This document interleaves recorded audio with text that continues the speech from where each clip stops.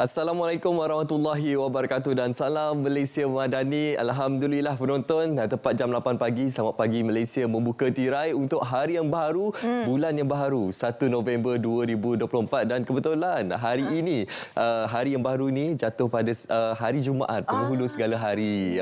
Jadi kita mohon kepada anda semua, kita berdoa kepada Allah SWT untuk kita berdoa supaya Allah SWT mengurniakan segala kebaikan, segala rahmatnya kepada kita semua agar Malaysia sentiasa berada dalam keadaan keamanan dan juga kesejahteraan insya-Allah. Amin. Okey, anda bersama dengan saya Syafiqah Ishak dan juga Munawar Azmi sehingga jam 10 pagi ini bersiaran secara langsung dari Wisma Berita Angkasa Puri Kota Media. Juga anda boleh saksikan kami pastinya menerusi MyTV 123, TV1 dan juga RTM Klik. Betul-betul percuma. Masih lagi dalam kemeriahan sambutan di Pabali ni. Semalam Munawar ada tak pergi ke mana-mana untuk sambutan di Bali? Oh, semalam tak ada Syafiqah. Tapi kalau nak imbaskan, saya ni sebagai orang Sarawak, kalau kita sedia maklum, sambutan Hari Deepavali ini merupakan diisytiharkan sebagai cuti umum untuk semua negeri di Malaysia kecuali negeri Sarawak. Jadi sebagai anak Sarawak, saya bila berada di Semenanjung ni saya cukup teruja sebenarnya. Kerana bila berada di Semenanjung, kali pertama saya ada kawan berbangsa India. Kali pertama saya pergi ke rumah terbuka India.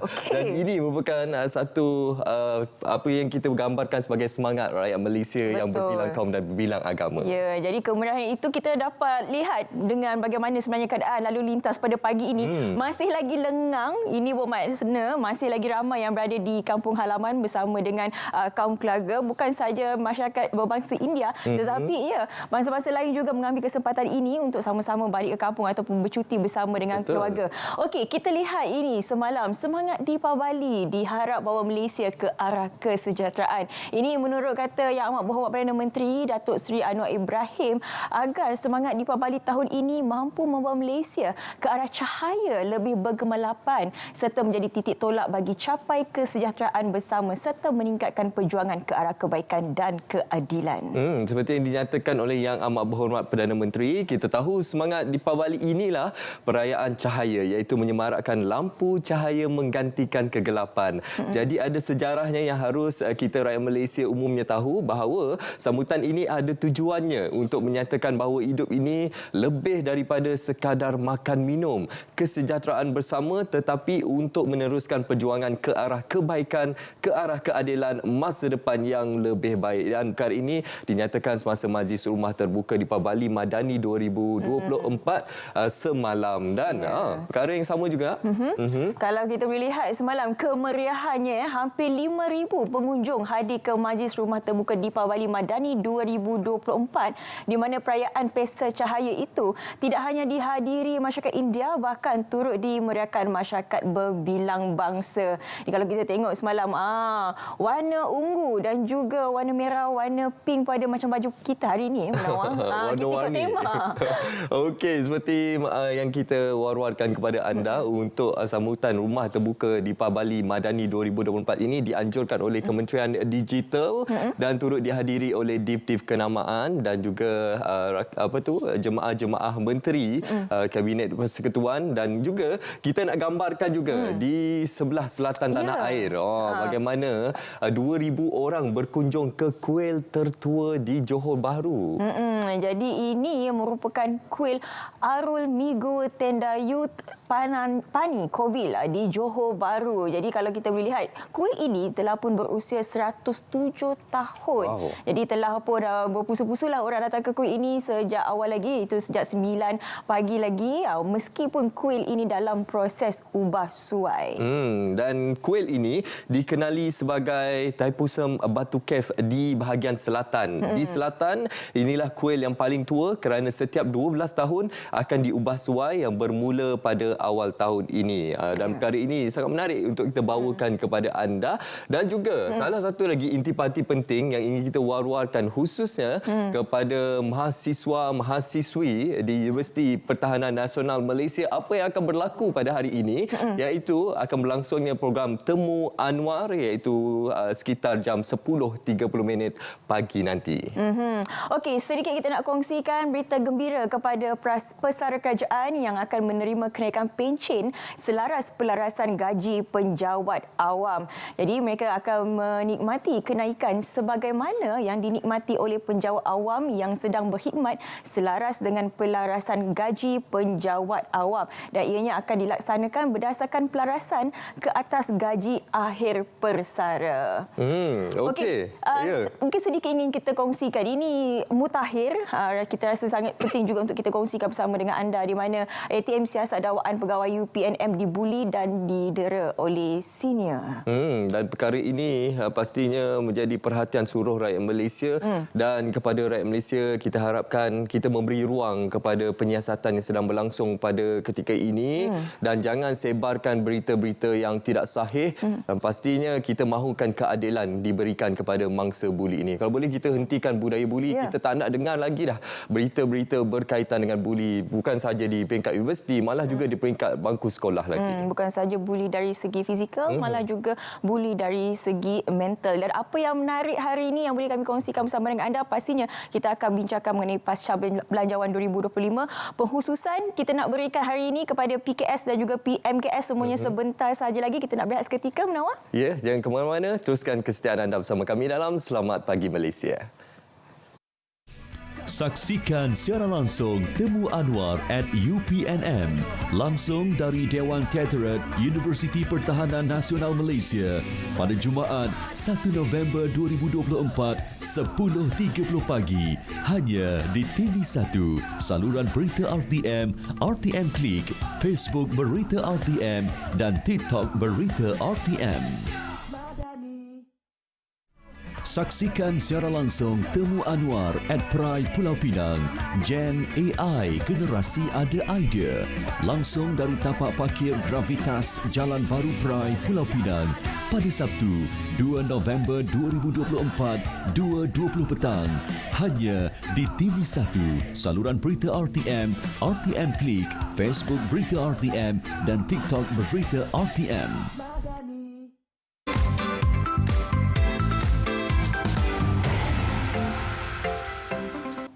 Okey penonton, kita nak beralih ke ruangan seleksi pagi untuk kita bersama dengan rakan kita di Konti Radio. Ke mana kita nak pergi ni, Syarikat? Kita nak ke Melaka. Rakan kita di sana, Dak Asrul, ingin berkongsi berkaitan dengan hari dan juga showcase Gegau Melaka FM 2024. Jadi terus saja ke sana, Melaka FM bersama dengan DJ Dak Asrul. Silakan.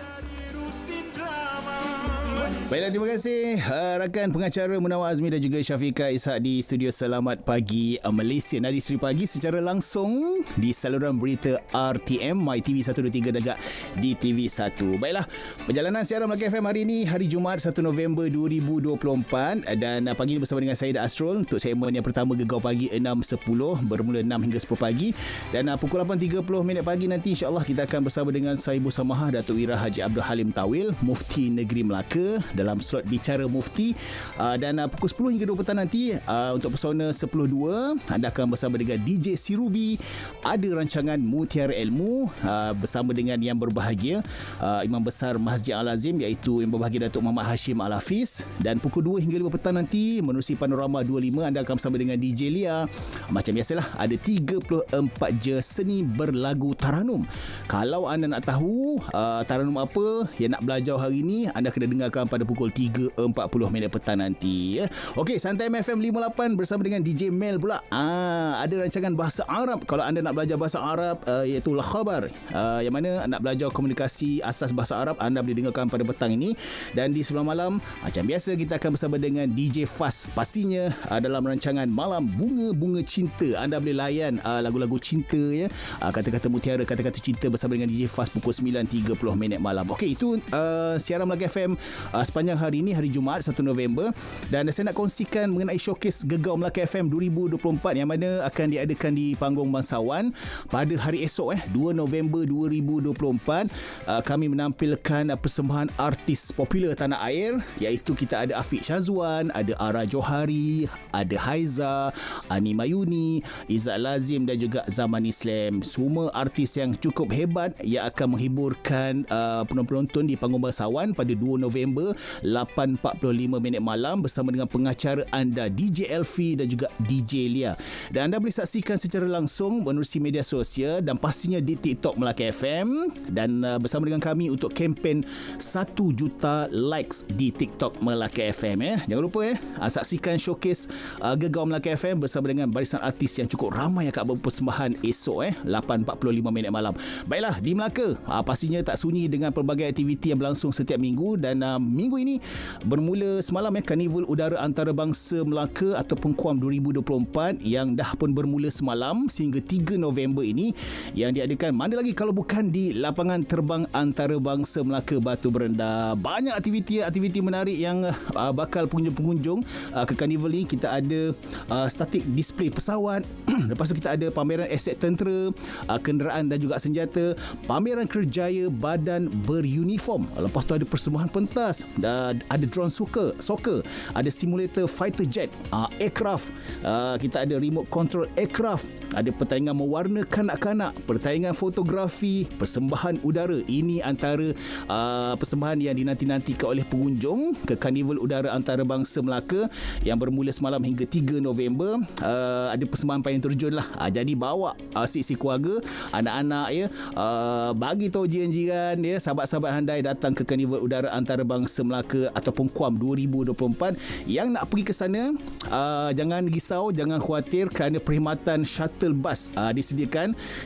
Cuma perlu diingatkan anda kena parking kenderaan, jangan sampai bertindih lah antara satu sama lain. Okey, baik, itu antara perkongsian yang saya bawakan dari Melaka dan sampai di sini saja. Kita kembali bersama dengan rakan pengacara anda Munawar Azmi dan juga Syafiqah Ishak di Selamat Pagi Malaysia. Silakan. Okey, terima kasih DJ Dak Asrul atas perkongsian daripada Melaka FM khususnya berkenaan showcase Gegau Melaka FM 2024. Banyak aktiviti di Melaka untuk hari ini dan juga esok. Okey, itu yang berlangsung di Melaka. Kita nak ke Kedah pula untuk cerita Pagi Kedah. Di Kedah pula berlangsungnya program Jualan Rahmah di Kedah. Ini bagi membantu meringankan lagi kos sara hidup rakyat, khususnya rakyat di Kedah. Diteruskan sahaja bersama perinciannya dengan rakan kita Nur Hidayah Anwar. Silakan. Baik, seperti yang dimaklumkan, program Jualan Rahmah telah dilaksanakan di 15 kawasan parlimen dan juga Dewan Undangan Negeri, iaitu sebanyak 36. Bagi memperincikan mengenai program Jualan Rahmah bersama dengan saya ialah Pengarah Pejabat Perdagangan Dalam Negeri dan Kos Sara Hidup, Encik Muhammad Nizam Jamaluddin. Di Selamat Pagi Malaysia, Cik Nizam. Selamat pagi, Puan. Ya. Setakat Oktober, berapa banyakkah program Jualan Rahmah telah diadakan di negeri Kedah ini? Di negeri Kedah ni, kita setakat Oktober ni, Oktober 2024, kita telah menjalankan sebanyak 424 program Jualan Rahmah ini di seluruh Kedah, di 36 dom tersebutlah. Dan lagi kita telah membelanjakan sebanyak 5,625,000 bagi menampung PJR inilah, ya. Dan kita pecahkan lagi, kita perincikan lagi.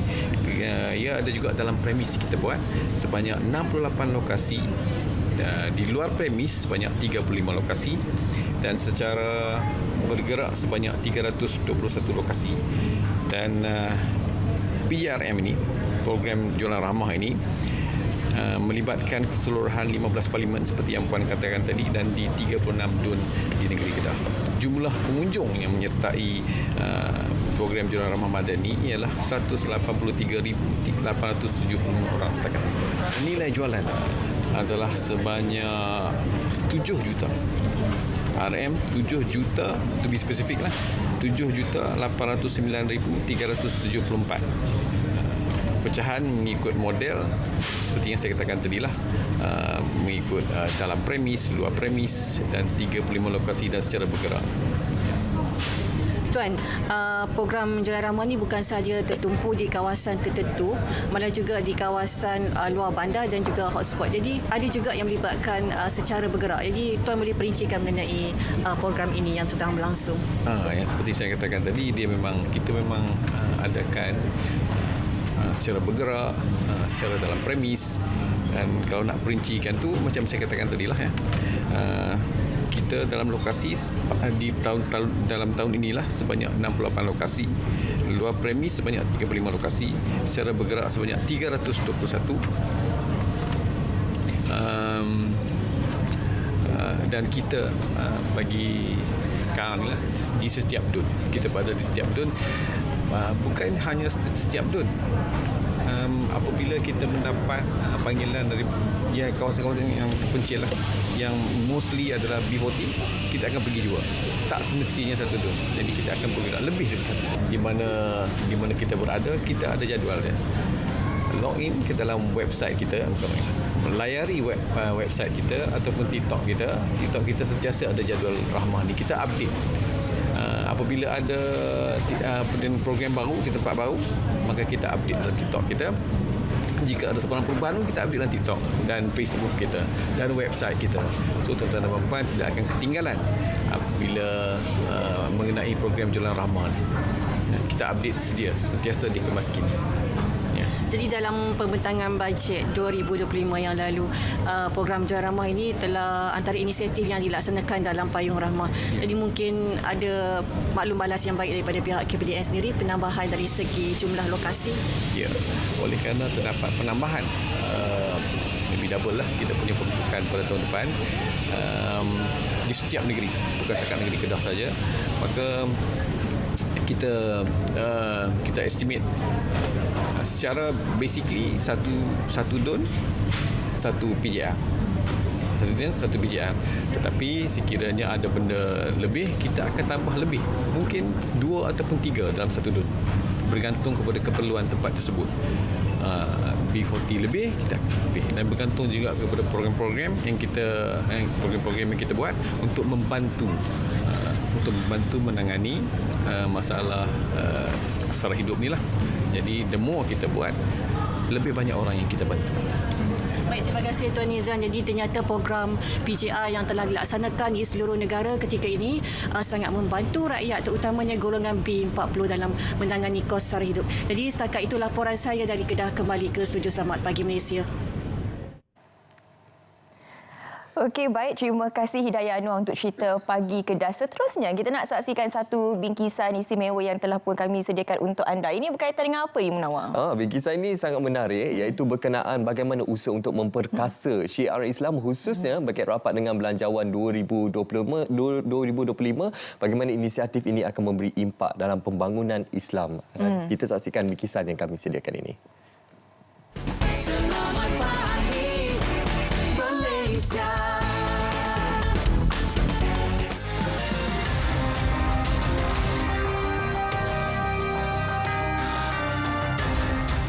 Peruntukan hal awal Islam, khususnya melalui JAKIM, berjumlah 2 bilion ringgit.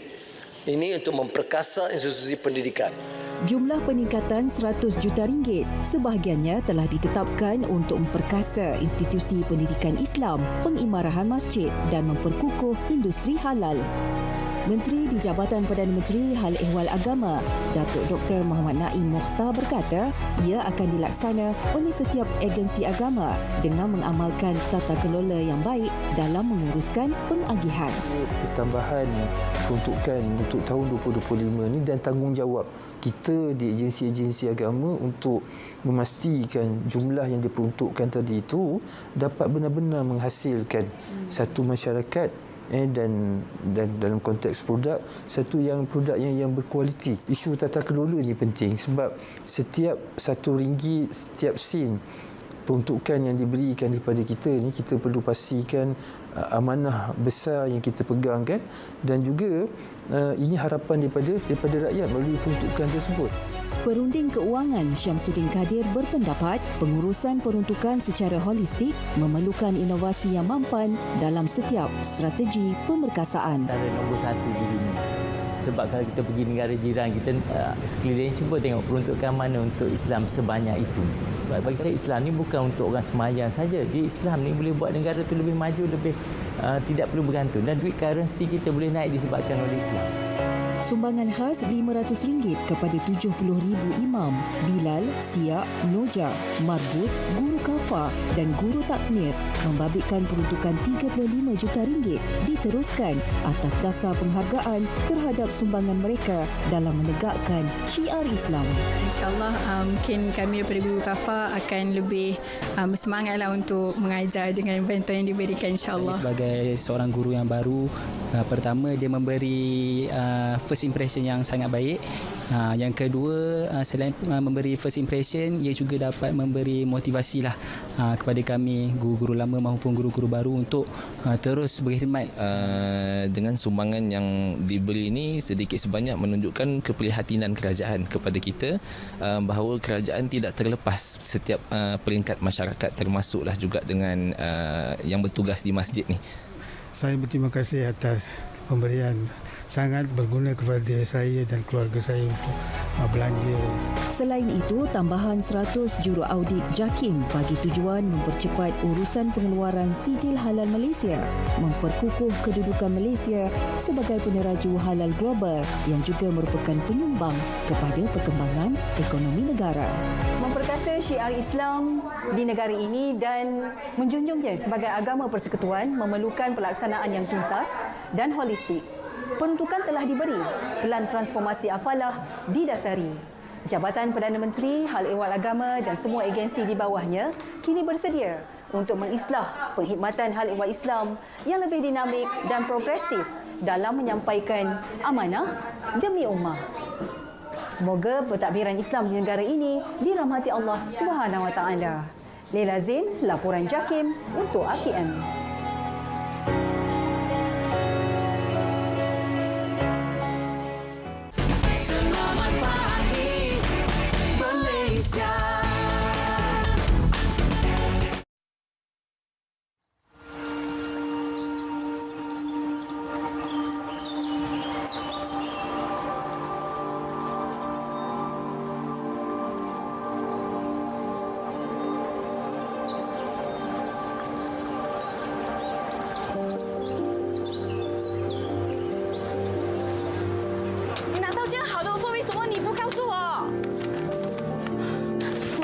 Bagi Julita rangkai.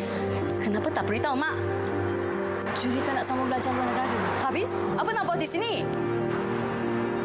Juli nak belajar buat batik. Mak!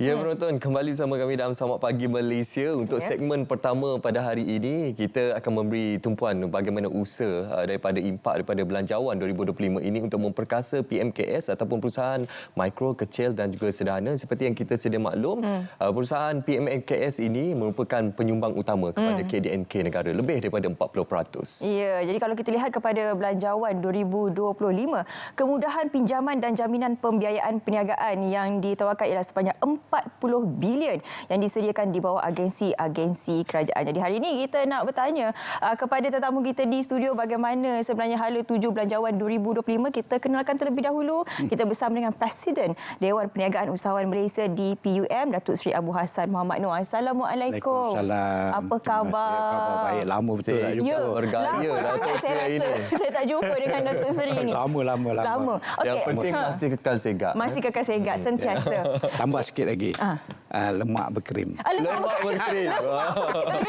Itu yang disukai ramai. Betul. Datuk Seri hari ini mengenakan pakaian berwarna biru katanya untuk memberi aura yang lebih kita katakan sebagai komunikasi yang lebih berkesan kepada penonton untuk kita menyampaikan berkenaan Belanjawan 2025 bagaimana impaknya kepada PMKS di luar sana. Okey, Datuk Seri, mungkin untuk permulaannya kita bandingkan ketimbang di antara 2024 dan juga Belanjawan 2025. Apa perbezaan dan juga tumpuan utama yang memperlihatkan perbezaan yang besar, Datuk Seri? Okey, terima kasih. Assalamualaikum warahmatullahi wabarakatuh.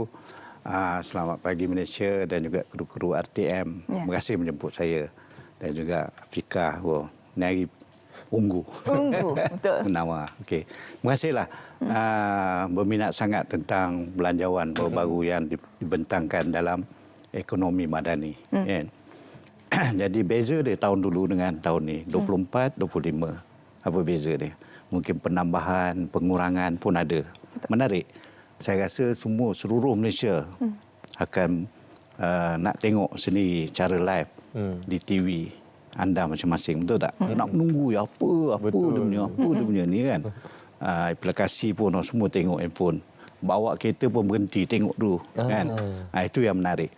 So 2024 ni, masa tahun 2024, bajet dia 393 bilion. Tahun ni 400 lebih. 421 bilion. Kan? Menarik ke tak menarik? Lagi besar lagi. Tapi dia kurang lagi. Pinjaman tu 80, sekarang tahun ni 80. Tahun dulu 85 bilion. Sekarang dah pengurangan. Kan? Itu yang menarik. So, terima kasihlah kepada Yang Berhormat Perdana Menteri Malaysia kita yang kata orang tu yang prihatin tentang PMKS dan IKS di Malaysia ni. Jadi yang dulu tu mungkin ada yang kurang. Tahun ni dia tambah lagi. Kita ada di bawah IKS, kita ada apa tau? Kita ada TVET negara, tambah lagi bajet. Kita dulu tak ada, diberhentikan sekejap. PLKN, Pusat Latihan Himat. Sekarang tahun ni dimasukkan balik. So tube belia, usaha belia dimasukkan balik. So di bawah SME Corp. Ini yang menarik kan. Jadi rata-rata nak tahu apakah daripada kesambungan kesambungan itu dalam tahun lepas dengan tahun ni. Itu yang menarik. Dan dia punya tema pun menarik. Apa nama? Ekonomi badani, negara makmur, rakyat sejahtera. Memang menarik. Memang kata orang tu PMS ni lah. Jadi menarik perhatian.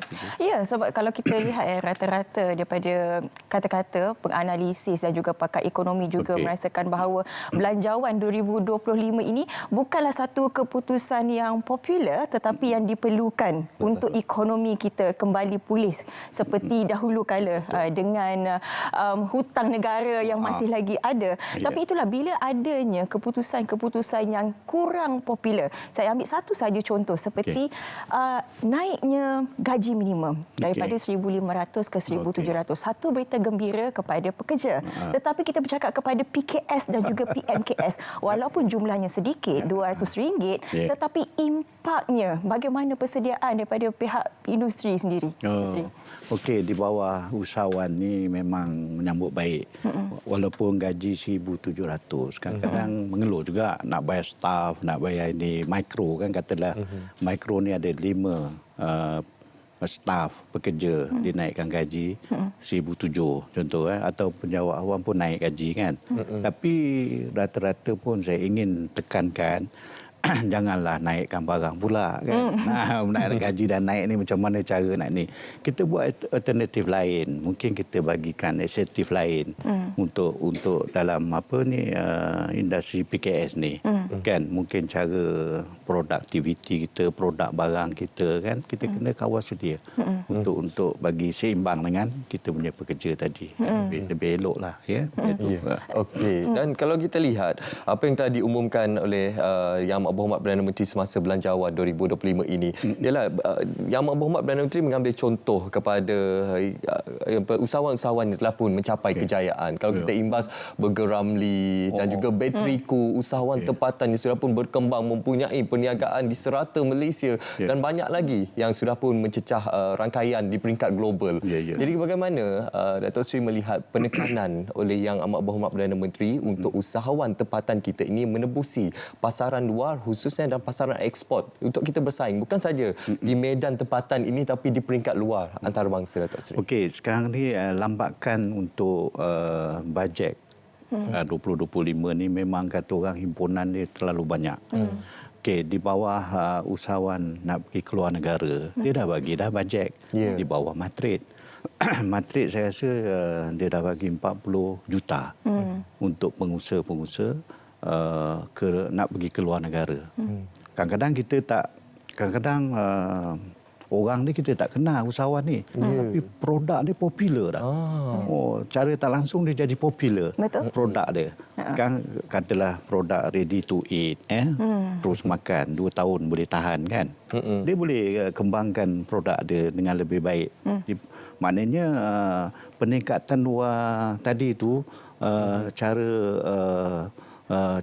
amnya yang seluruhnya daripada kecil pergi ke besar. Yang ni yang platform Dewan pun dah usahakan dah sekian lama.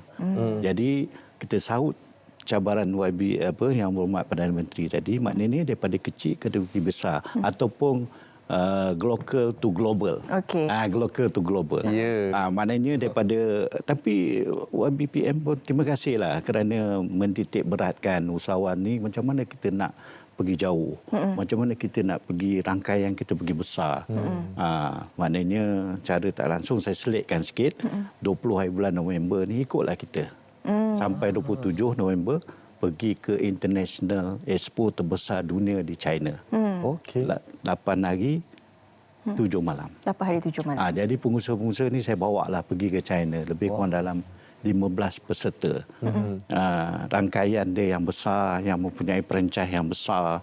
Bukannya segelintir je kita sebut macam contoh dia macam burger yang dah popular kan ni. Jadi ini yang baru nak up. Usaha-usaha baru nak up ni.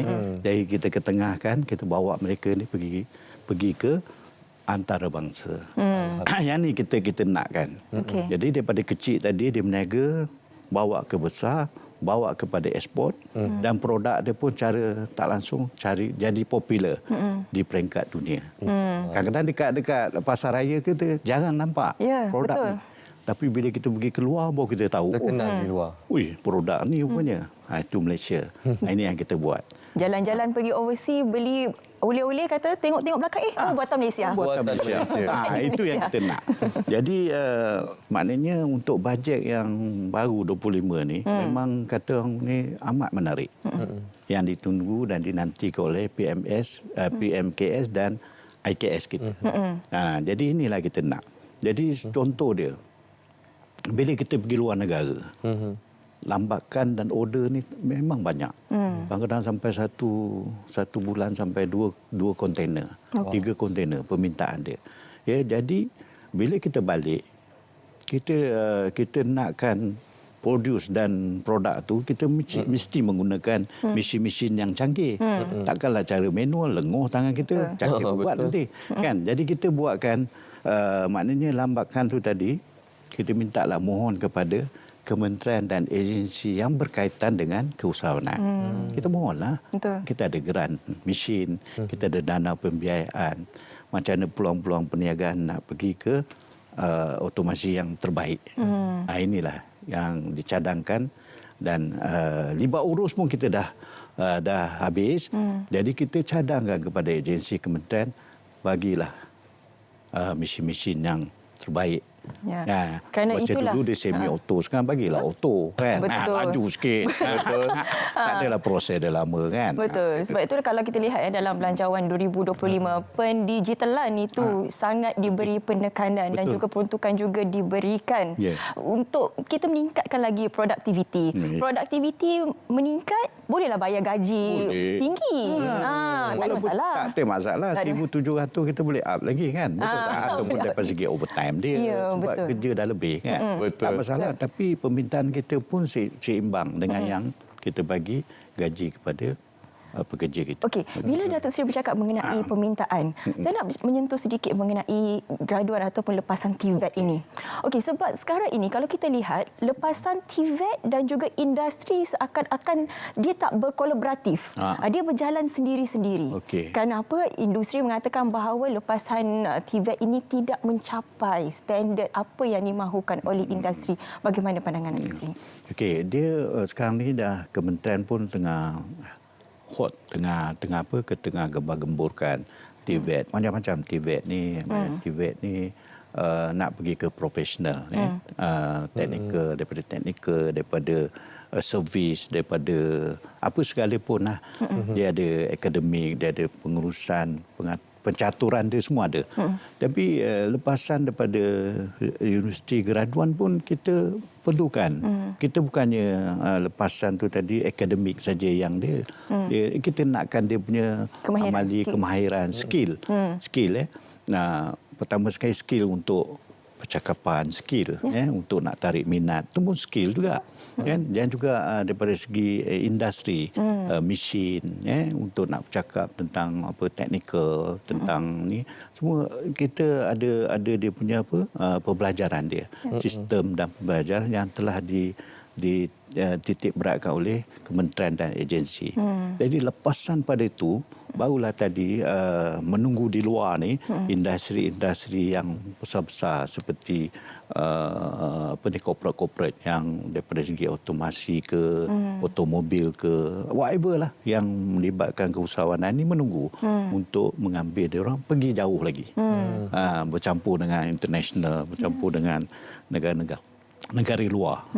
Ini yang dititik beratkan oleh banyak sebenarnya program yang ditawarkan dalam belanjawan 2025 ini untuk upskill dan juga reskill semula. Jadi ialah kita kena bedah balik belanjawan 2025. Banyak sebenarnya peluang. Yang itu berkaitan dengan TVET. Tapi kalau kita sentuh berkenaan PMKS ataupun PKS, usahawan, kita beri fokus kepada usahawan. Setiap tahun dalam belanjawan sentiasa menjadi tumpuan utama sebab apa? Mereka adalah tulang belakang kepada KDNK negara.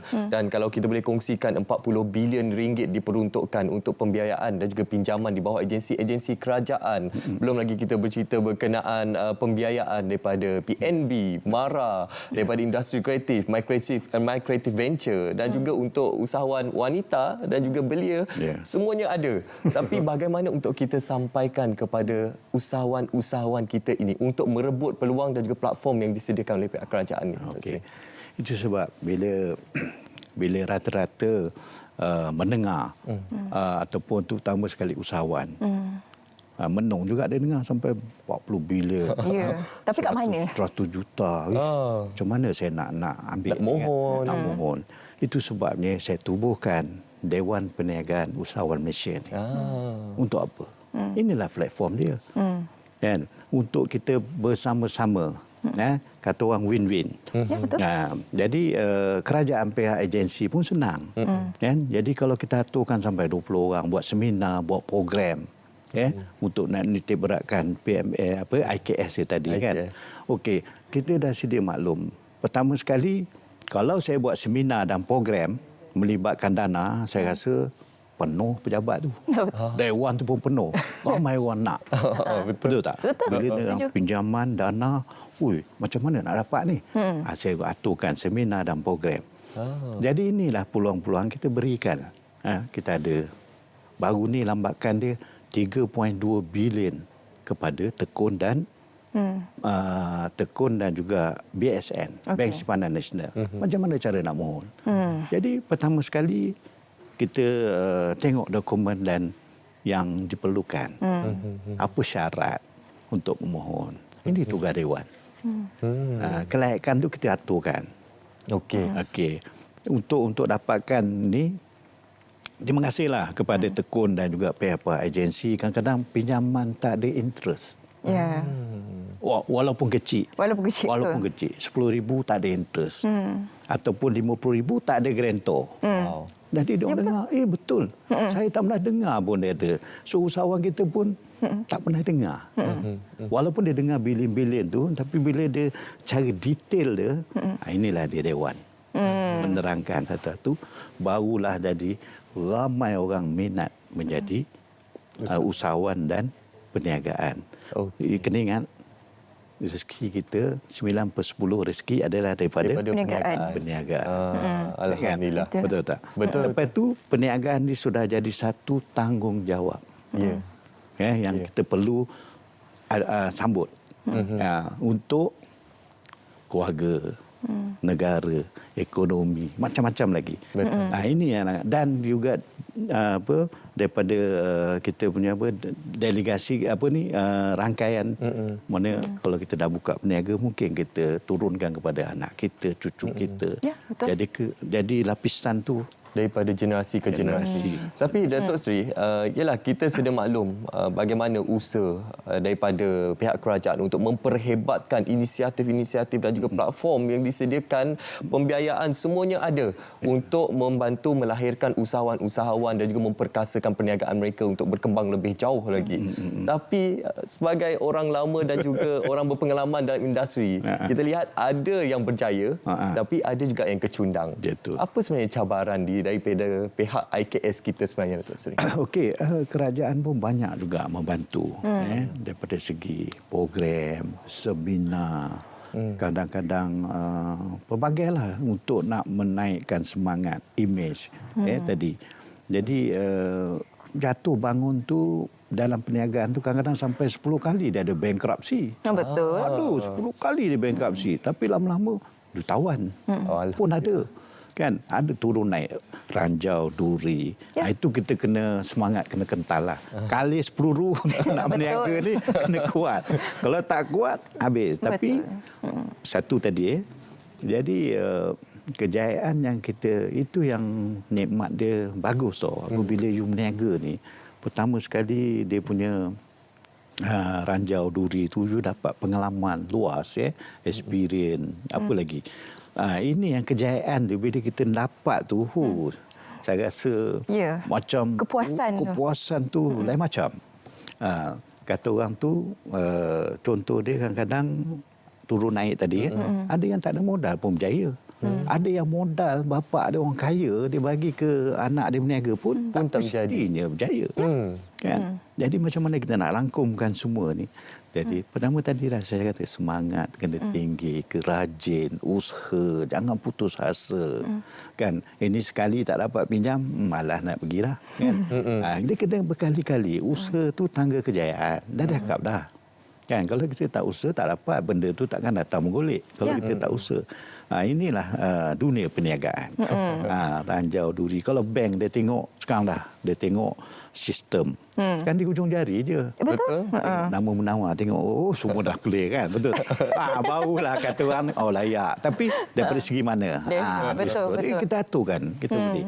Jadi inilah Dewan Perniagaan membantu agensi dan kementerian tadi melepaskan dia punya tadi itulah ranjau dia tadi duri. Macam mana usahawan kita nak pergi ke berjaya nak dapatkan dana-dana yang lambatkan. Ya, saya setuju seperti mana Datuk Seri katakan tadi 40 bilion ini satu jumlah yang besar tapi ianya diagihkan pada setiap kementerian-kementerian, jabatan dan juga agensi. Jadi sebagai rakyat marhain, orang awam mungkin kita tak tahu macam mana dan di mana sebenarnya duit-duit itu diparkingkan orang kata. Jadi di sinilah datangnya sebenarnya persatuan-persatuan dan juga seperti Dewan Perniagaan sendiri. Jadi terima kasih Datuk Seri kerana membantu sebenarnya rakyat Malaysia untuk mendapat dana-dana tersebut. Alhamdulillah. Ya. Jadi terima kasih. Tapi kalau tak dapat tu janganlah rasa kecewa. Jangan sedih pula. Jangan sedih pula kan. Down pula. Down pula. Kenapa ni janji manis? Janji manismu ke apa? Tak ada. Sebenarnya tak ada. Sebenarnya benda apa yang dibentangkan oleh Perdana Menteri yang buat Perdana Menteri baru-baru ni, benda tu adalah kenyataan. Jadi kita jangan cakap alah dia ni sembang apa cakap je. Semuanya ada kenyataan. Jadi kenyataan. Jadi you kena merebutlah benda tu. Jadi itulah yang ingin kita sampaikan kepada seluruh masyarakat Malaysia, terutamanya kepada usahawan-usahawan PMKS ataupun anda yang mempunyai idea, yang mempunyai produk, yang ingin mengembangkan perniagaan anda, rebutlah peluang dan juga platform yang disediakan oleh pihak kerajaan seperti yang dibentangkan dalam Belanjawan 2025. Terima kasih Datuk Seri Abu Hassan Mohamad Noor, Presiden Dewan Perniagaan Usahawan Malaysia DPUM. Terima kasih Datuk Seri. Terima kasih. Jumpa lagi. Okey, kita nak berehat seketika Menawar. Selepas ini ada lagi topik menarik. Ini berkaitan dengan bagaimana sebuah universiti boleh menjadi pembangkit pembangunan komuniti. Semuanya sebentar saja lagi, kita berehat seketika.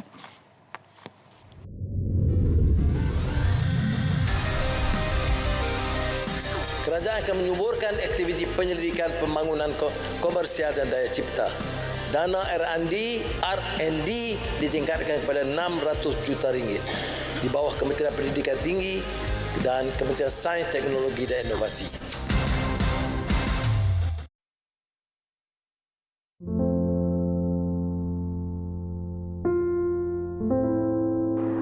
Rasa gemuruh yang tak menentu, dada sentiasa rasa berat seperti ditindih objek besar.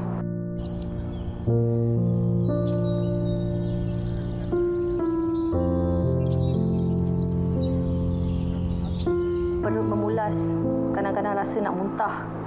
Tak tahan perasaan ni. I just want it to stop. Kadang-kadang tu rasa nak tidur je dan tak nak bangun-bangun. Rasa diri tak guna sebab aktiviti harian yang orang lain senang buat, kita tak boleh buat. Padahal senang je. Mereka kata aku terlalu sensitif. Entahlah. Tiada siapa yang faham. Orang lain elok je. Kenapa aku macam ni? Itu yang aku fikir dulu. Tapi kan, sebenarnya ramai orang fikir benda yang sama. Lalui benda yang sama.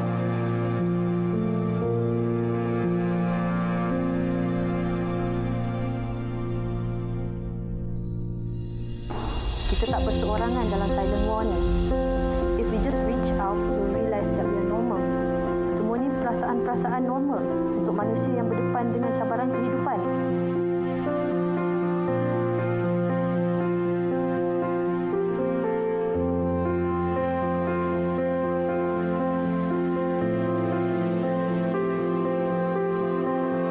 Dapatkanlah bantuan walau sekadar satu panggilan telefon sahaja.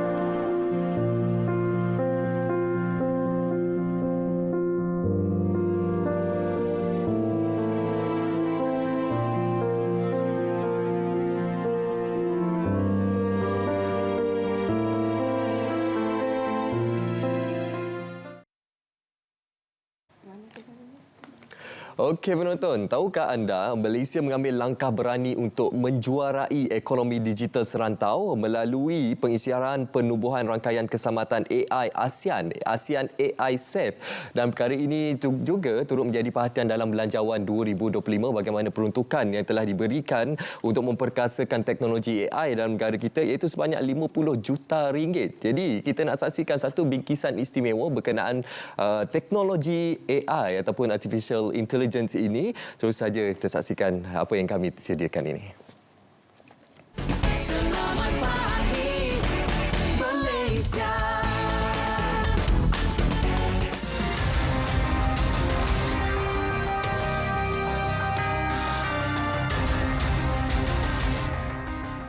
Kita melihat petanda positif fakulti AI. Ini memberikan harapan. Petanda institusi pendidikan kita sudah menuju ke arah kecemerlangan. Universiti Sains Malaysia USM antara salah satu institusi utama menerima manfaat bakal melahirkan lebih ramai graduan berkemahiran tinggi yang memenuhi keperluan industri. Menerusi Pusat Usaha Sama Kecemerlangan Reka Bentuk Mikroelektronik SIDEC, USM antara penggerak pemerkasaan pendidikan AI terutama dalam sektor semikonduktor. Kita juga mempunyai kerjasama yang sangat kukuh dengan industri sendiri. Dekatkan lagi dipanggilnya graduate employability ataupun peluang graduan mendapat kerja yang sesuai dengan bidang masing-masing dan juga tahap pelajaran masing-masing. Kalau boleh kita nak lebih tinggi. Sekarang ni kita dah 93%. Pusat Kecemerlangan yang menempatkan 3 makmal penyelidikan memperluaskan aplikasi AI dalam reka bentuk litar bersepadu peranti elektronik semikonduktor. Adanya AI di dalam semiconductors, dia boleh mempercepatkan, dia make it the chip design more the innovative in chip design technologies, mempercepatkan the chip design cycle dan dapat membuat chip yang lebih kompleks. Pendidikan ke arah penggunaan AI yang bermula pada 2019 membuktikan bahawa penggunaan algoritma AI dapat mengoptimumkan proses pengeluaran salah satu peranti penting dalam industri semikonduktor. Kita dapat melahirkan bakat yang tersedia di dalam bidang IC design. Dan dengan kita apply AI di dalam kita punya chip design, bakat yang kita lahirkan bukan setakat sebagai IC designer, and then dia have a know-how macam mana nak menggunakan the advanced tools yang ada AI di dalam mempercepatkan chip design. Industri elektrikal dan elektronik multinasional turut bekerjasama dengan USM dalam usaha membangunkan bakat. Sebab USM ada banyak researcher yang berkaliber, so kami sangat berterima kasihlah untuk kolaborasi ini. Kami pun memerlukan dataset daripada USM supaya kita boleh memperbaiki lebih AI tool kami supaya dapat bekerjasama lah untuk IC design. Bidang microelectronics adalah satu advantage lah sebab projek saya kita orang buat operation amplifier which kita guna dengan AI assistance. So AI memang dapat meningkatkan skill saya sebagai seorang pelajar. And melalui peruntukan ini, Universiti Sains Malaysia terus memainkan peranan penting dalam menghasilkan bakat AI yang menyokong industri semikonduktor sekaligus mempercepatkan matlamat Malaysia dalam menjadi hub teknologi global. AI dan semikonduktor bukan sahaja masa depan Malaysia tetapi juga masa depan teknologi dunia. Hamzah Mansor, RTM.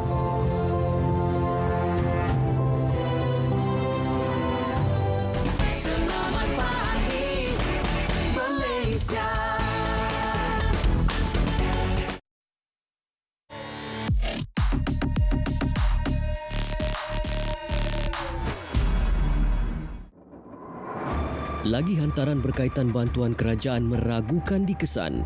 Menerusi hantaran di TikTok, penghantar dakwa orang ramai boleh terima bantuan bulanan RM200 menerusi MyKad. Bagi mengaburi masyarakat, suara latar berkaitan bantuan subsidi budi madani dimainkan. Bantuan subsidi tunai budi madani berjumlah RM200 boleh dimohon pada bila-bila masa dan tiada tarikh tutup. Semakan pasukan biar betul mendapati maklumat yang dikongsi tak benar. Subsidi budi madani yang dikaitkan dengan hantaran itu sebenarnya hanya babitkan pengguna kenderaan diesel. Manakala bantuan bulanan menerusi MyKad yang dicanang tak wujud. Jika ada yang terpedaya, mereka mungkin jadi mangsa penipuan dan kecurian data. Orang ramai yang mahu maklumat sebenar mengenai bantuan kerajaan disaran hanya layari laman sesawang rasmi. Sebagai alternatif, mereka juga boleh hadir ke mana-mana pejabat LHDN. Sentiasa waspada, elak jadi mangsa, hentikan rantaian penipuan dengan tak kongsi hantaran meragukan. Terima bahan fitnah atau disyaki tidak betul, segera lapor ke MCMC. Biar betul, tak pasti, jangan kongsi.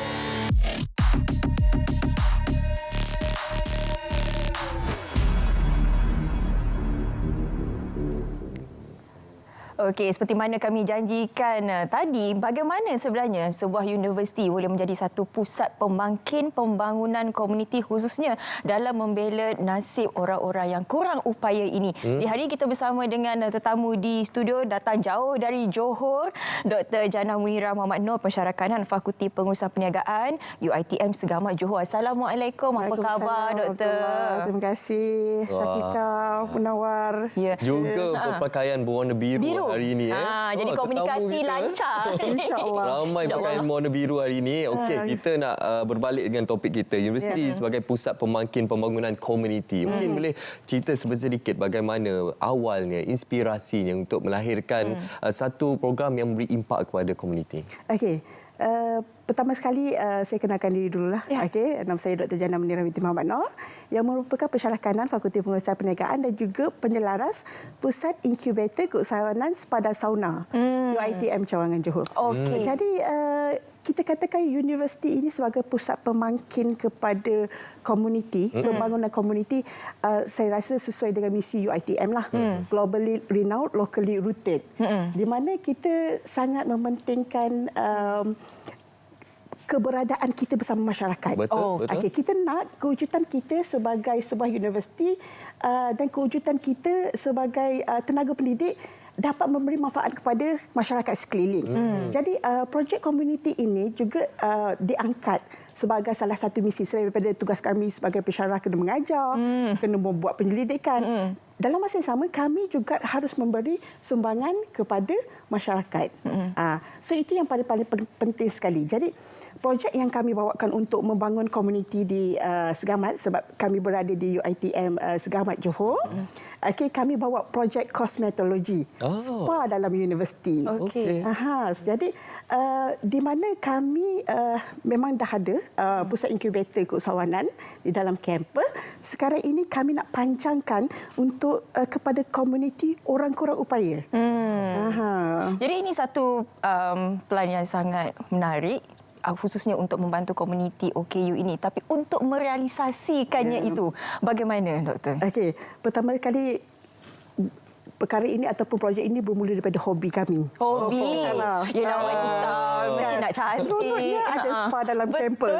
Asalnya begitu, saya dah berapa pasukan penyelidik saya lah.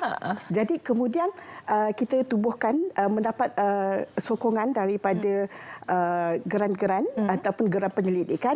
Kita bermula dengan mobile spa. Kemudian saya patut kreditkan kepada pengurusan tertinggi UiTM Johor lah. Saya punya rektor Profesor Badia Dr. Saona Zainul, di mana dia merealisasikan projek kami untuk membina sebuah inkubator keusahawanan. Di mana kami memberi latihan keusahawanan kepada pelajar yang terdiri daripada pelbagai kos dan bidang. Dia ada diploma, ada ijazah, tapi dalam masa yang sama mempunyai sijil kemahiran untuk sebagai value added entrepreneurship, keusahawanan. Dan daripada situlah kita dah ada dan kemudian kita beri kepada komuniti. Di mana komuniti waktu itu kita pergi dengan projek pertanian. Pertanian dulu. Tetapi kita melihat kengkangan berlaku kerana kos pertanian semakin meningkat. Sampai satu hari saya lihat ada penyelia petugas kat situ melakukan rawatan refleksiologi kepada anak-anak autism. Jadi saya macam, okey. So kita dapat membongkarkan satu rahsia, sesungguhnya orang kurang upaya ini mempunyai motor skill yang sangat bagus. Jadi dengan itu kita mendapat sokongan dan kerjasama yang erat daripada Jabatan Kebajikan Masyarakat Daerah Segamat. Daripada projek kami bermula tahun 2018. 2018 dengan satu saja pusat pertubuhan kebajikan dalam komuniti di Taman Yayasan. Cukup menarik. Ialah perjalanan daripada 2018 hingga 2024. Saya tertarik mendengar apa yang telah disampaikan. Ialah bagaimana inisiatif daripada pihak universiti sendiri bukan saja untuk kita menjadikan universiti ini sebagai tempat untuk kita belajar. Kita tidak mahu universiti ini bergerak secara terasing, tapi kita mahu universiti ini bergerak untuk memberi impak kepada masyarakat. Jadi memperkasakan golongan orang kurang upaya dalam bidang ini. Jadi bagaimana pengalaman bersama dengan mereka, keterlibatan mereka bersama dengan komuniti? Keterlibatan ataupun kita kata bagaimana perkara boleh sustain start daripada 2018, kelestarian itu sangat penting. Kita tak nak bila kita buat projek itu tiba-tiba terhenti di tengah jalan. Kita tak nak komuniti kita tu tidak rasa kehadiran kita. Jadi apa yang paling penting adalah kita nak memastikan bahawa kelestarian itu sentiasa berjalan. Jadi kami mendapat sokongan daripada Kementerian Pengajian Tinggi untuk geran University Social Community yang dibawa oleh pelajar saya. Pelajar UiTM. Dalam yang masa yang sama juga kita diberi mandat dan pemegang amanah kepada geran Kementerian Keuangan Malaysia untuk menyampaikan hasrat Uni Ed Madani kepada komuniti ini dengan memberi latihan-latihan ini profesional. Kalau boleh saya izinkan saya kat sini bagi tahu bahawa sustainability kita berfasa. Fasa-fasa. Banyak fasa. Fasa yang pertama adalah fasa praktikal. Kita bagi latihan praktikal, kita bagikan dia amali. Fasa yang kedua adalah fasa pengiktirafan. Kita nak komuniti kita ini diiktiraf secara profesional. Kita mahu komuniti kita ini memberi khidmat pelanggan dan kepuasan yang memenuhi spesifikasi kepada pelanggan kita. Jadi pengiktirafan itu sangat penting. Jadi kita bekerjasama dengan Jabatan Pembangunan Kemahiran Malaysia. untuk mengeluarkan sijil kemahiran Malaysia. Dan fasa yang ketiga adalah fasa yang paling mencabar, di mana dengan amali dan juga kita kata profesional yang dia ada, mereka harus menjana pendapatan. So 3 bulan bersama kita akan memantau penjanaan pendapatan mereka. Dalam masa yang sama, pemindahan ilmu masih lagi berlaku. Kita ajar mereka cara buat TikTok. Kita buat pendigitalan pemasaran. Okay, dalam masa yang sama kita bagi mereka pengurusan operasi, inventory, dan paling penting lagi kita mengiktiraf mereka untuk memastikan mereka dapat pelanggan yang sentiasa. Dan fasa yang keempat akhir sekali, fasa mereka berdiri di kaki sendiri. Di mana fasa itu adalah fasa yang kita nak mereka membuka spa mereka di tempat pertubuhan kebajikan dalam komuniti. Itu fasa yang terakhir. Itu yang penting sebenarnya, khususnya untuk komuniti OKU ini. Bukan sekadar kita nak berikan pancing dan umpan semata-mata, tapi kita kena ajar juga macam mana nak siang ikan tu, macam mana nak bakar, macam mana nak makan, supaya ada proses kesinambungannya agar macam mana doktor kata dia tidak berhenti di tengah jalan. Setakat ini sudah berapa ramai sebenarnya usahawan-usahawan yang dilahirkan dalam projek ini? Alhamdulillah. Macam saya katakan tadi kan, kita start dengan 20 pelatih. Tahun 2018 di PDK Taman Yayasan.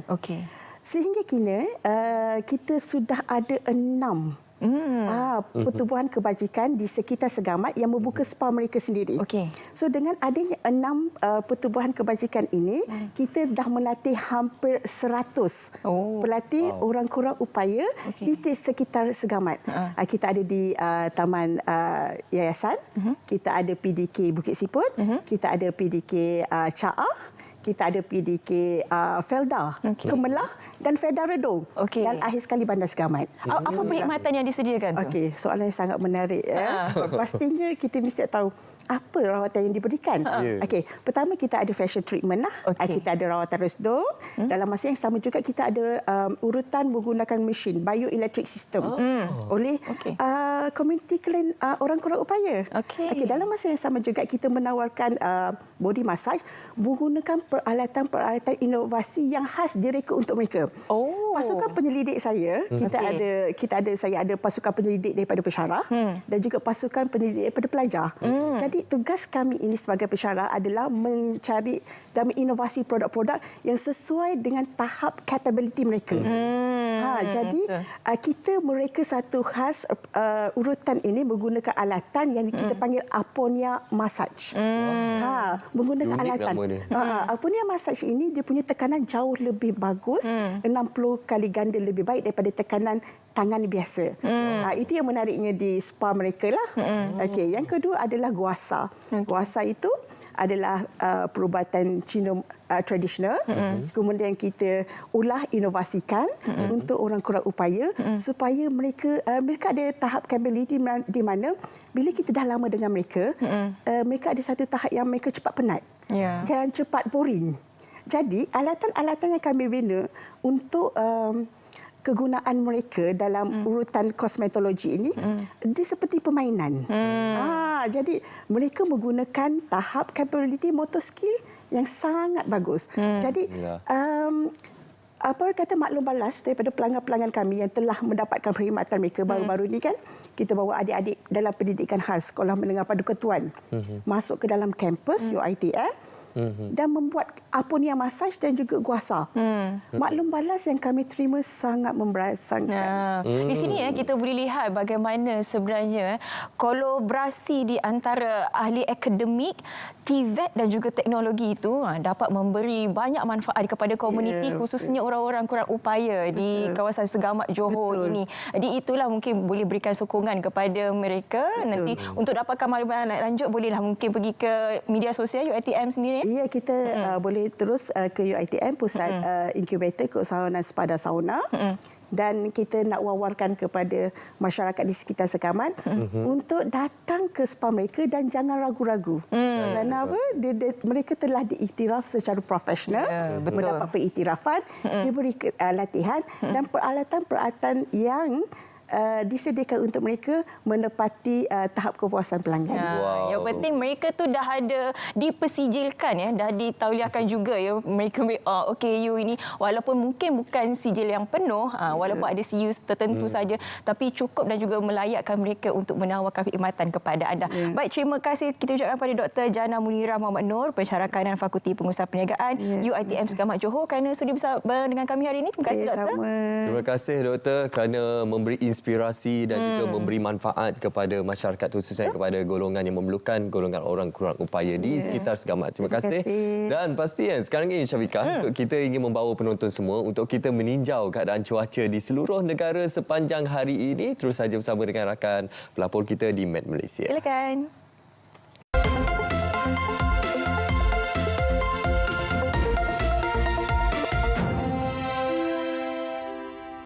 Assalamualaikum dan salam Malaysia Madani. Kembali lagi bersama Jabatan Meteorologi Malaysia untuk laporan cuaca terkini.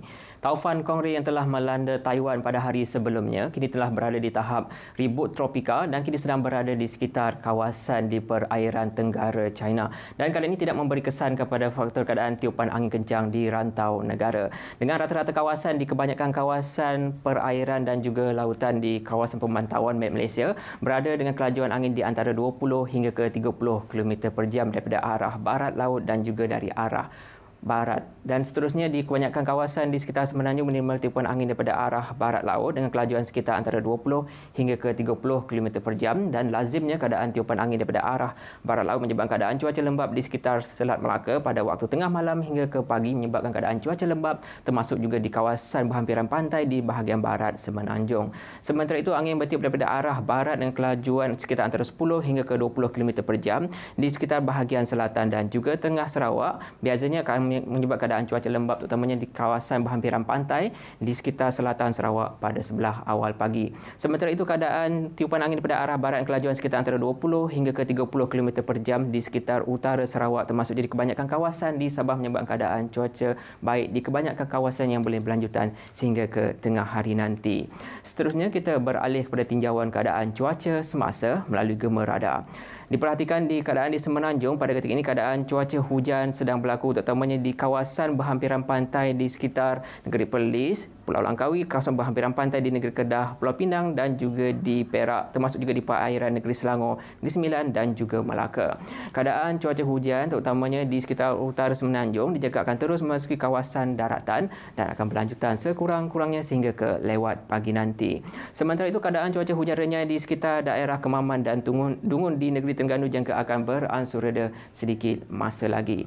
Dan seterusnya pada sebelah awal petang nanti dengan pola tiupan angin daripada arah barat laut boleh menyebabkan keadaan cuaca hujan lebat berserta ribut petir di Semenanjung akan lebih tertumpu pada awal petang di sekitar negeri-negeri di utara Semenanjung termasuk juga di selatan negeri Perak sehinggalah ke negeri Johor dan juga di bahagian pedalaman negeri Pahang. Dan seterusnya pada lewat petang hingga ke waktu malam nanti keadaan cuaca hujan juga dia akan lebih tertumpu di sekitar negeri Kelantan, Terengganu, di bahagian timur dan juga selatan negeri Pahang. Dan seterusnya di Sabah dan juga Sarawak. Pada ketika ini keadaan cuaca baik dan tiada hujan di kebanyakan kawasan di Sarawak, Sabah dan juga di wilayah Persekutuan Labuan. Namun keadaan cuaca hujan masih lagi sedang dicerap terutamanya di bahagian Kuching dan juga Samaran yang juga akan beransur reda sedikit masa lagi. Dan seterusnya pada sebelah petang keadaan cuaca hujan yang akan lebih tertumpu di bahagian pedalaman dan utara Sarawak dan juga di bahagian selatan dan juga barat Sabah.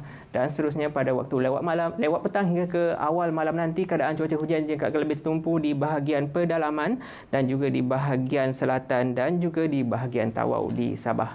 Baiklah, untuk mendapatkan info cuaca terkini boleh ikuti kami di Facebook, Instagram, X serta YouTube rasmi Met Malaysia. Sekian sahaja daripada saya, Ruzamin Pilus. Assalamualaikum.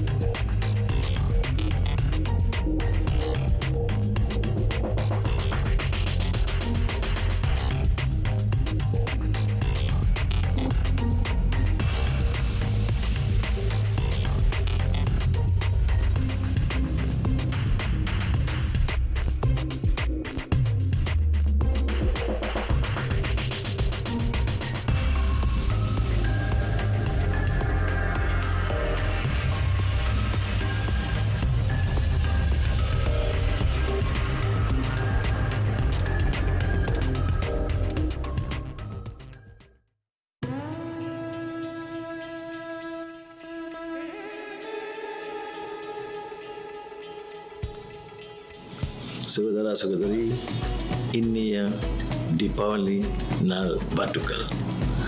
Bagi seluruh jentera kerajaan dan rakyat, saya ucapkan kepada semua penganut Hindu di Malaysia, selamat menyambut Hari Kebesaran Deepawali.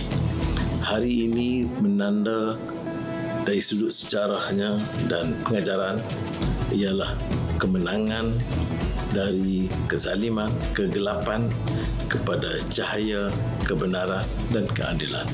Mudah-mudahan kita sambut dengan meriah di kalangan rakyat Malaysia dari berbagai kaum, berbagai agama, sama-sama sambut kemeriahan dan kegembiraan. Terima kasih. Nandri.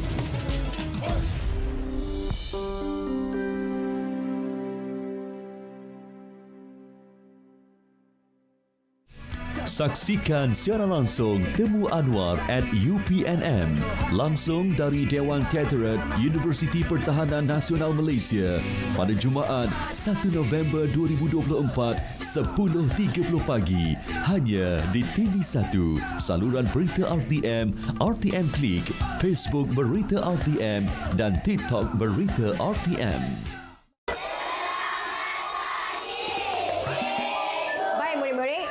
Hari ini, kamu akan kongsi perkara yang paling penting di sekolah. Kita boleh mula dengan... Perkara yang paling penting di sekolah adalah sikat saya. Pengasah pensel saya. Beg saya penting untuk membawa buku-buku sekolah. Saya nampak handsome. Hei! Jangan telak. Hakim? Hakim pula macam mana? Hakim rasa yang paling penting kat sekolah ni kawan-kawan Hakim. Bermain sama-sama, makan sama-sama, belajar pun sama-sama. Kalau saya sedih, kawan-kawan saya selalu buat saya ketawa.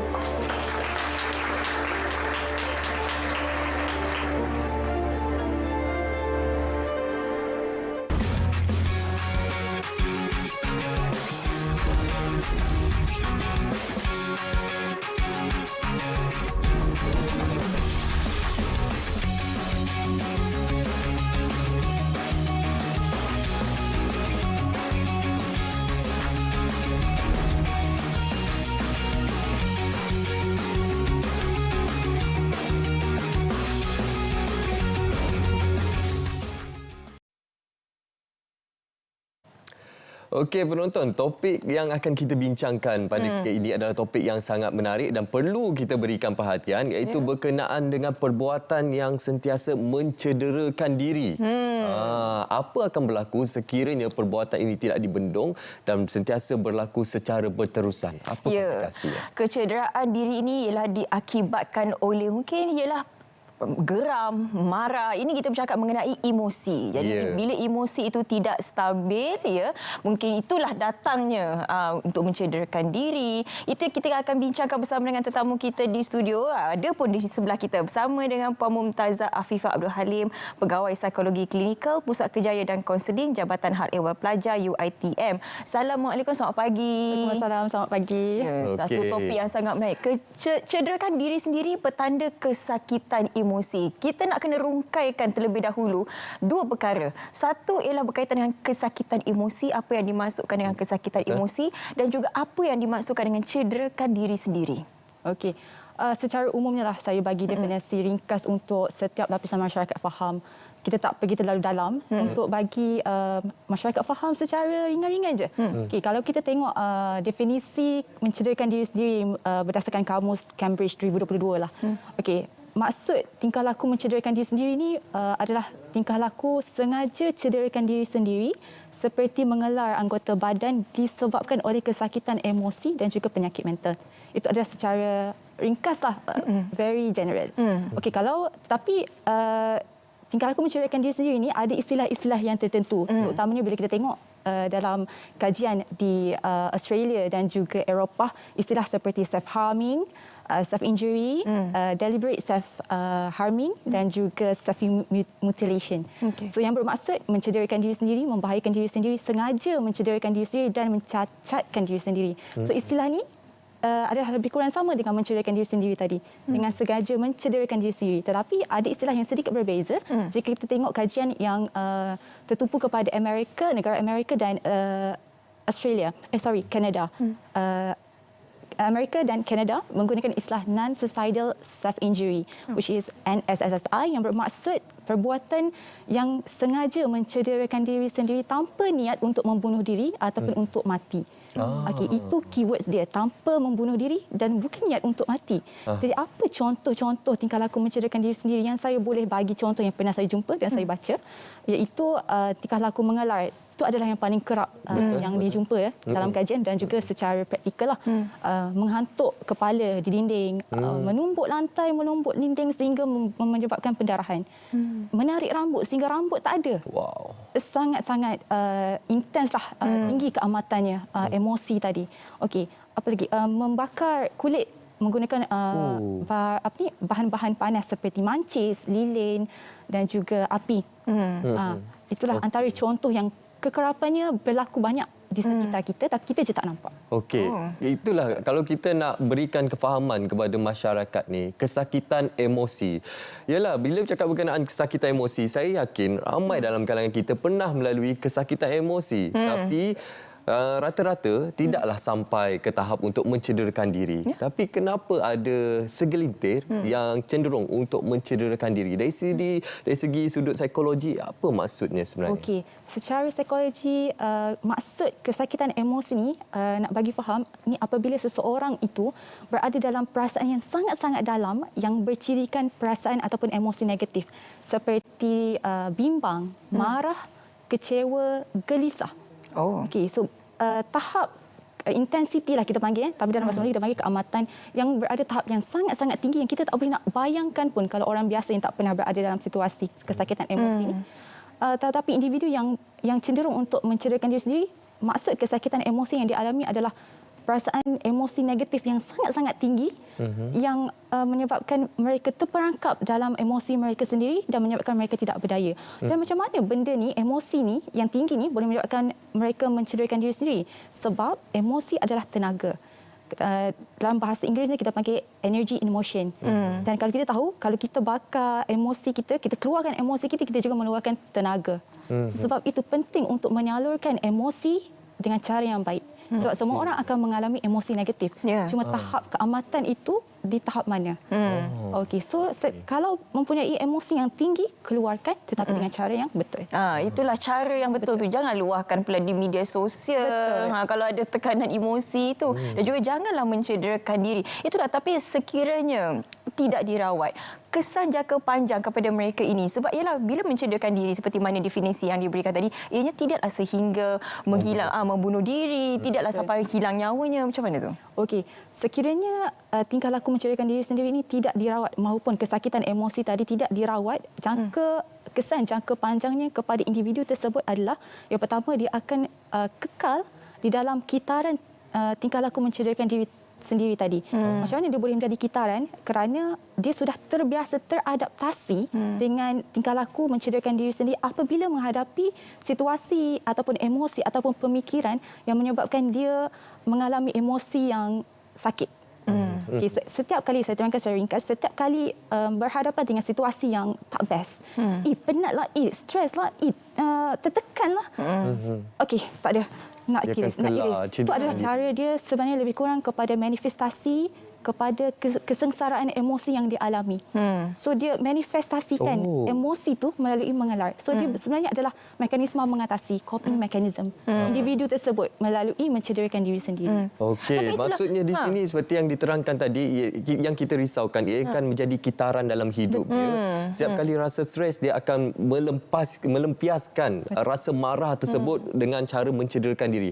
Betul atau tak yang saya baca, orang yang mengalami kesakitan emosi yang terlalu dalam ni, apabila mencederakan diri, mereka langsung tidak merasa sakit. Adakah betul? Separuh betul. Sebab untuk menjawab soalan tersebut, saya perlu menjawab dulu kenapa sesetengah individu ini mencederakan diri sendiri.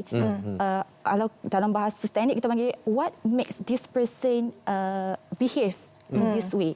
Okey, kenapa? Ada beberapa sebab. Yang pertama, setengah individu cenderungkan diri sendiri sebab dia nak ekspresikan kesengsaraan emosi. Sebab setengah orang tak pandai pun nak luahkan melalui kata-kata. Setengah orang apabila berhadapan dengan masyarakat, apatah lagi berhadapan dengan masyarakat yang autoriti tidak diberikan. Maksudnya kalau kita kata, penatlah, tak boleh cakap macam tu. Apatah lagi berdepan dengan masyarakat yang macam tu. Judgemental. Yes, that's it.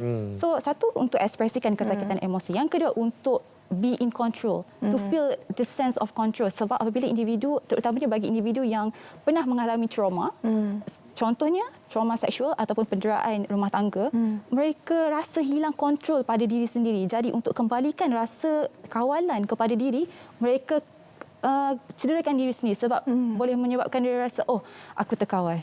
Okay. Yang ketiga adalah punishment untuk hukuman diri. Sebab individu yang malu dengan kesilapan, malu dengan kekurangan diri, akan rasa marah dengan diri. Jadi untuk kurangkan rasa marah tu, dia hukumlah diri sendiri melalui cederakan diri sendiri.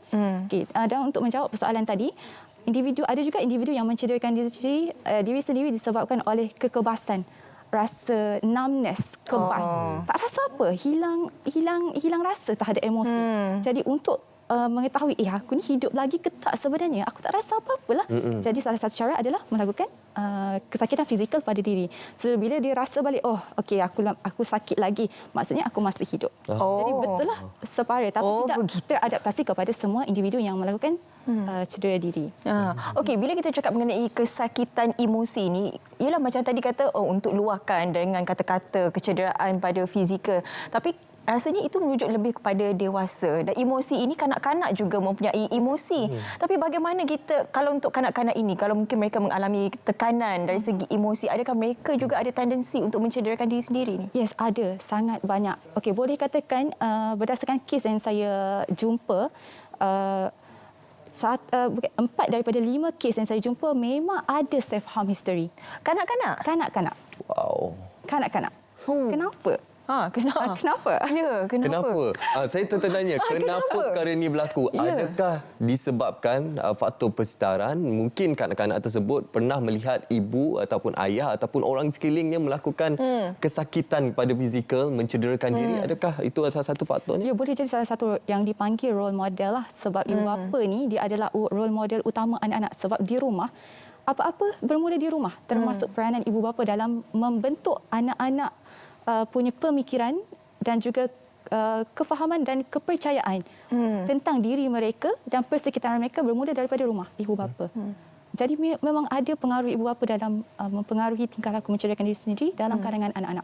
Jadi dari segi psikologi, macam mana kita nak faham dan cuba macam mana kita nak tahu bahawa seorang kanak-kanak itu mengalami kesakitan dari segi emosi? Okey, selalunya kanak-kanak ni kita boleh nampak apabila mereka sangat mudah perubahan emosi yang sangat ekstrim.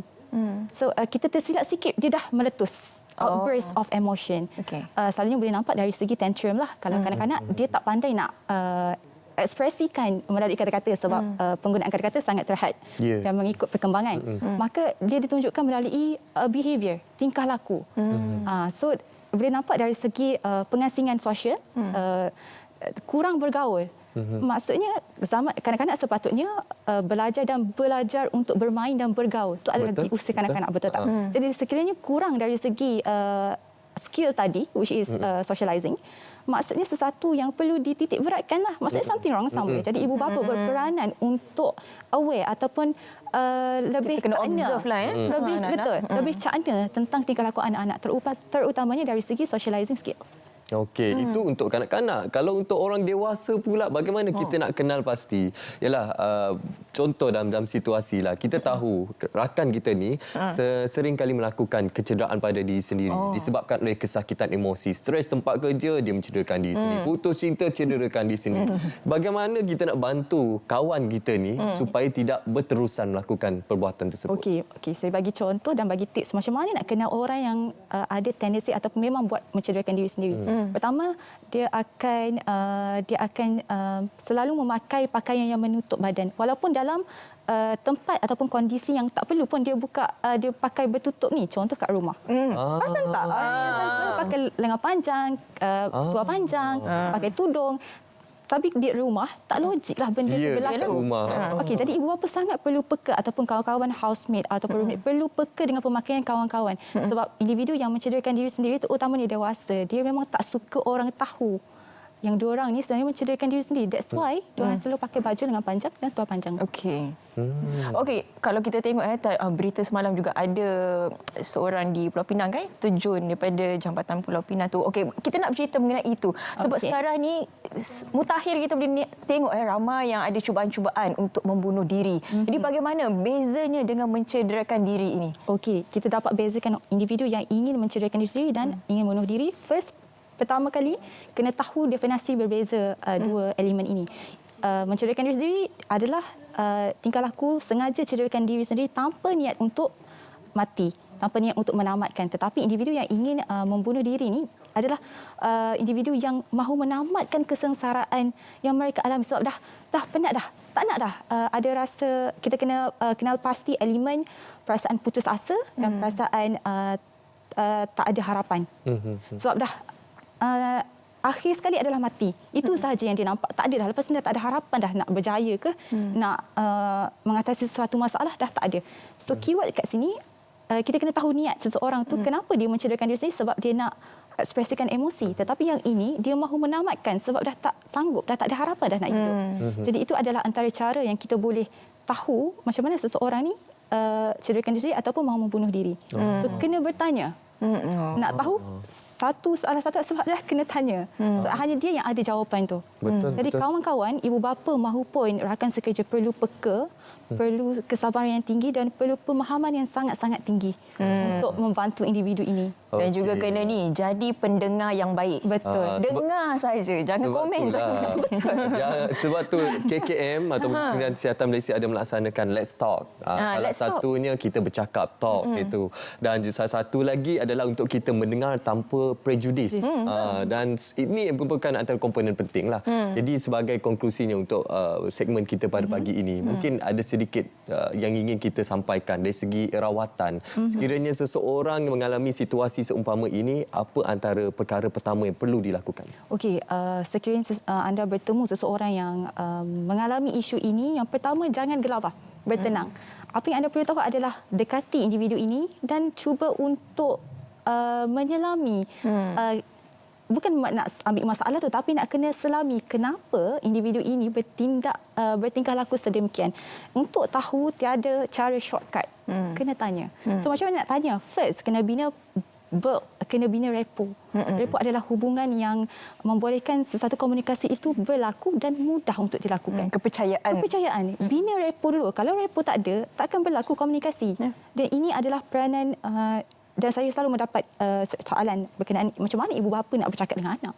First saya nak tanya, adakah ibu bapa membina repo yang baik dengan anak terlebih dahulu? Kalau tak ada repo, macam mana nak berkomunikasi? So tanya diri anda, ibu bapa di luar sana, adakah saya ataupun kita telah membina repo yang cukup baik dengan anak-anak sehingga anak-anak selesa untuk menceritakan kepada kita. So itu dulu benda pertama yang perlu direnungkan.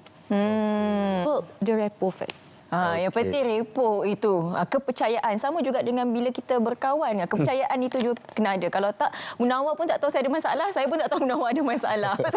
Baik, terima kasih saya ucapkan kepada Puan Mumtazah Afifah Abdul Halim, Pegawai Psikologi Klinikal, Pusat Kerjaya dan Kaunseling Jabatan Had Ehwal Pelajar UiTM. Terima kasih kerana sudi bersama dengan kami hari ini. Kita harapkan perkongsian ini memberi manfaat lah. Dan juga membuka mata kita semua berkenaan dengan isu mencederakan diri disebabkan oleh kesakitan emosi ini. Okey, kita nak beralih ke cerita pagi Perak.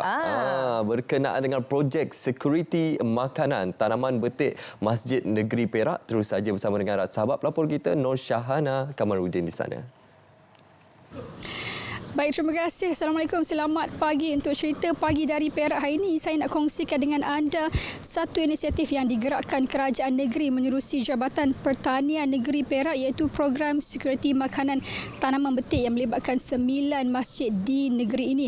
Dan pagi ini bersama saya pengurusi Masjid Jamek Baru Gopeng, iaitu Encik Azizuddin Shah bin Raja Surah. Assalamualaikum, ataupun lebih mesra dikenali dengan Cikgu Din.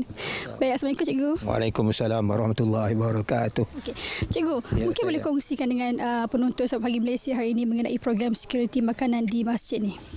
Alhamdulillah, syukur kita kepada Allah SWT. Jadi masjid ini terpilih sebagai satu projek untuk tanaman betik yang dipilih oleh Jabatan Pertanian Negeri Perak. Jadi dengan kerjasama itu kami dapat mengusahakan tanah seluas suku ekar untuk ditanam betik. Pada asalnya kawasan itu ditanam dengan pokok kelapa.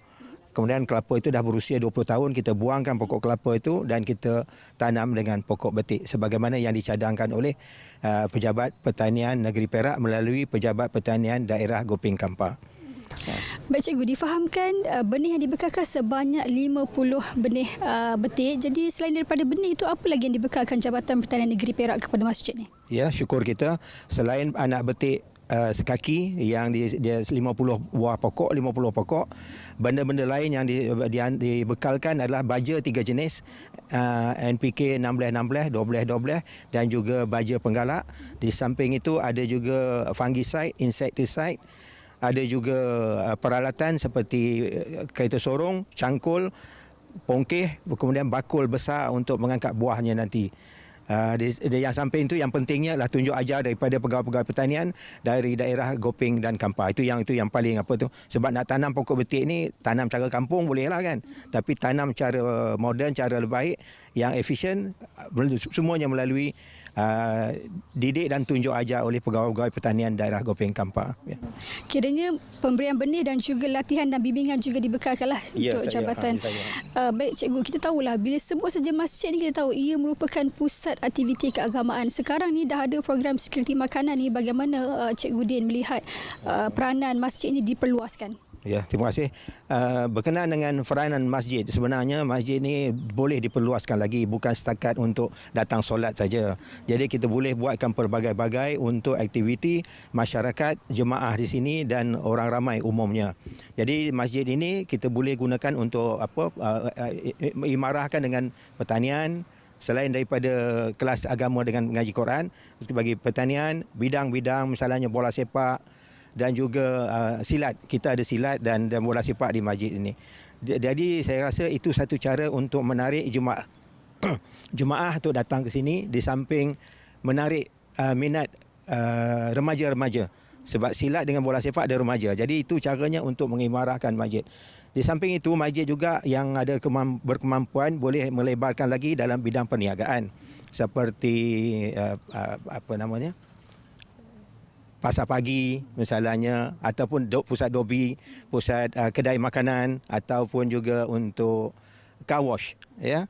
Jadi di sini oleh sebab kita ada itu, kita gunakan tanah ni untuk pertanian. Jadi di sini kita ada banyak tanam-tanaman yang kita buat, sayur-sayuran, buah-buahan, dan inilah betik yang terkini. Ya. Ya. Baik, terima kasih cikgu yang sudah berkongsikan dengan kita ni. Kita haraplah sekarang ini betik, kita harap di masa hadapan nanti banyak lagi tanaman yang ditanam di masjid ni untuk mengimarahkan lagi peranan masjid itu. Baik, saya kira itu dapat saya kongsikan untuk cerita pagi dari Perak. Kita kembali ke studio. Baik, terima kasih Shana dari cerita pagi Perak. Itu antara projek-projek yang menarik sebenarnya. Sebab apa? Kita memang mengutamakan berkaitan dengan pertanian dan juga keterjaminan makanan. Ini juga fokus utama sebenarnya dalam Belanjawan 2025. Jadi perkongsian yang sangat menarik berkaitan dengan tanaman betik di Masjid Negeri Perak. Selepas ini penonton, kita ada satu topik menarik iaitu berkenaan pengurusan kewangan keluarga dalam Islam. Bagaimana untuk kita mendidik anak untuk memberi. Bukan mendidik suami untuk memberi. Suami kena memberi juga. Okey, semuanya selepas ini kita berehat seketika.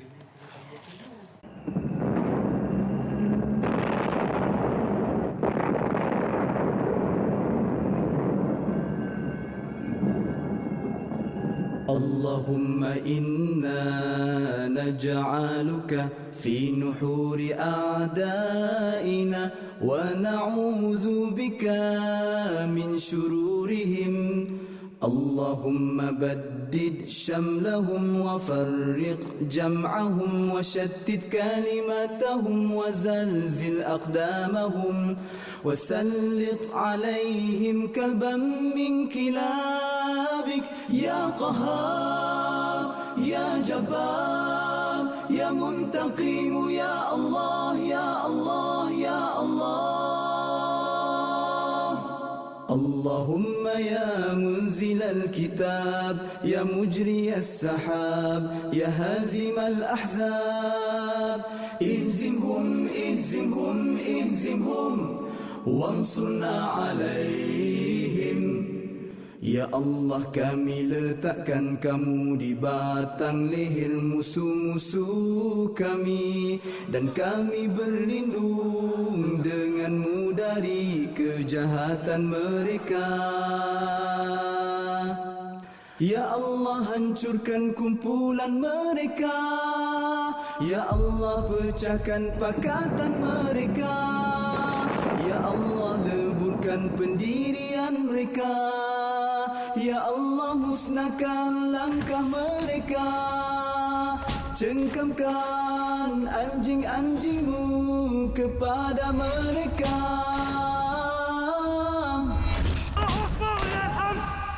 Ya Allah yang maha memaksa, ya Allah yang maha perkasa, ya Allah yang maha membalas. Ya Allah, ya Allah, ya Allah, yang turunkan kitab, yang gerakkan awan, yang tewaskan tentera Ahzab. Kalahkan mereka, kalahkan mereka, kalahkan mereka, dan kemenangan untuk kami.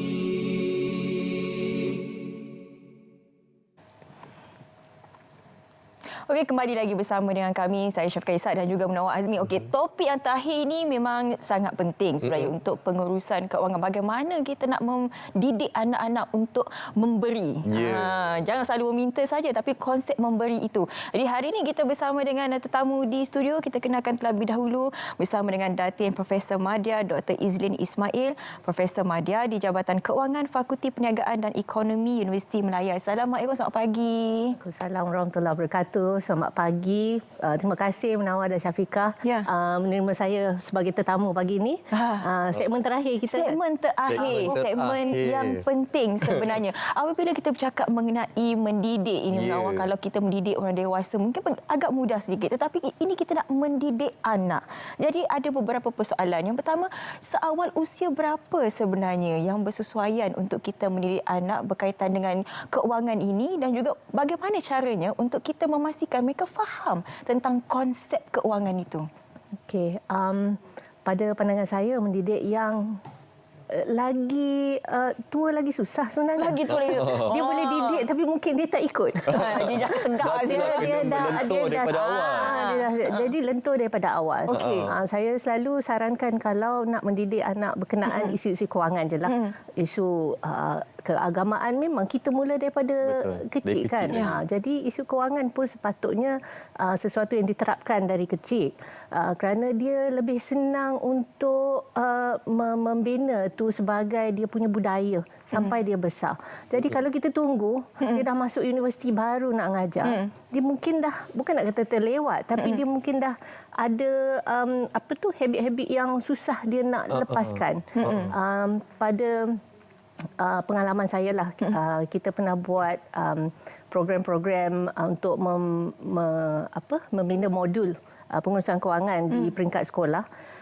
Bila kami cuba setengah daripada modul ni, kalau anak-anak yang sekolah rendah ke bawah ni lah, darjah 1, tahun 1 sampai tahun 3, agak kurang pemahaman dia boleh. Kadang tu budak yang celik sikit ni okey, tapi kalau nak mengajar dalam kelas tu kebanyakan akan tercicir sikit lah. Kita kena buat bagi benda tu senang, simple.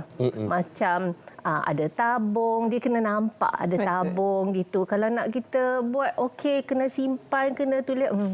Kalau yang kecil sikit tu agak susah sikit. Tapi yang sekolah dah mungkin tahun 3, tahun 4 ke atas.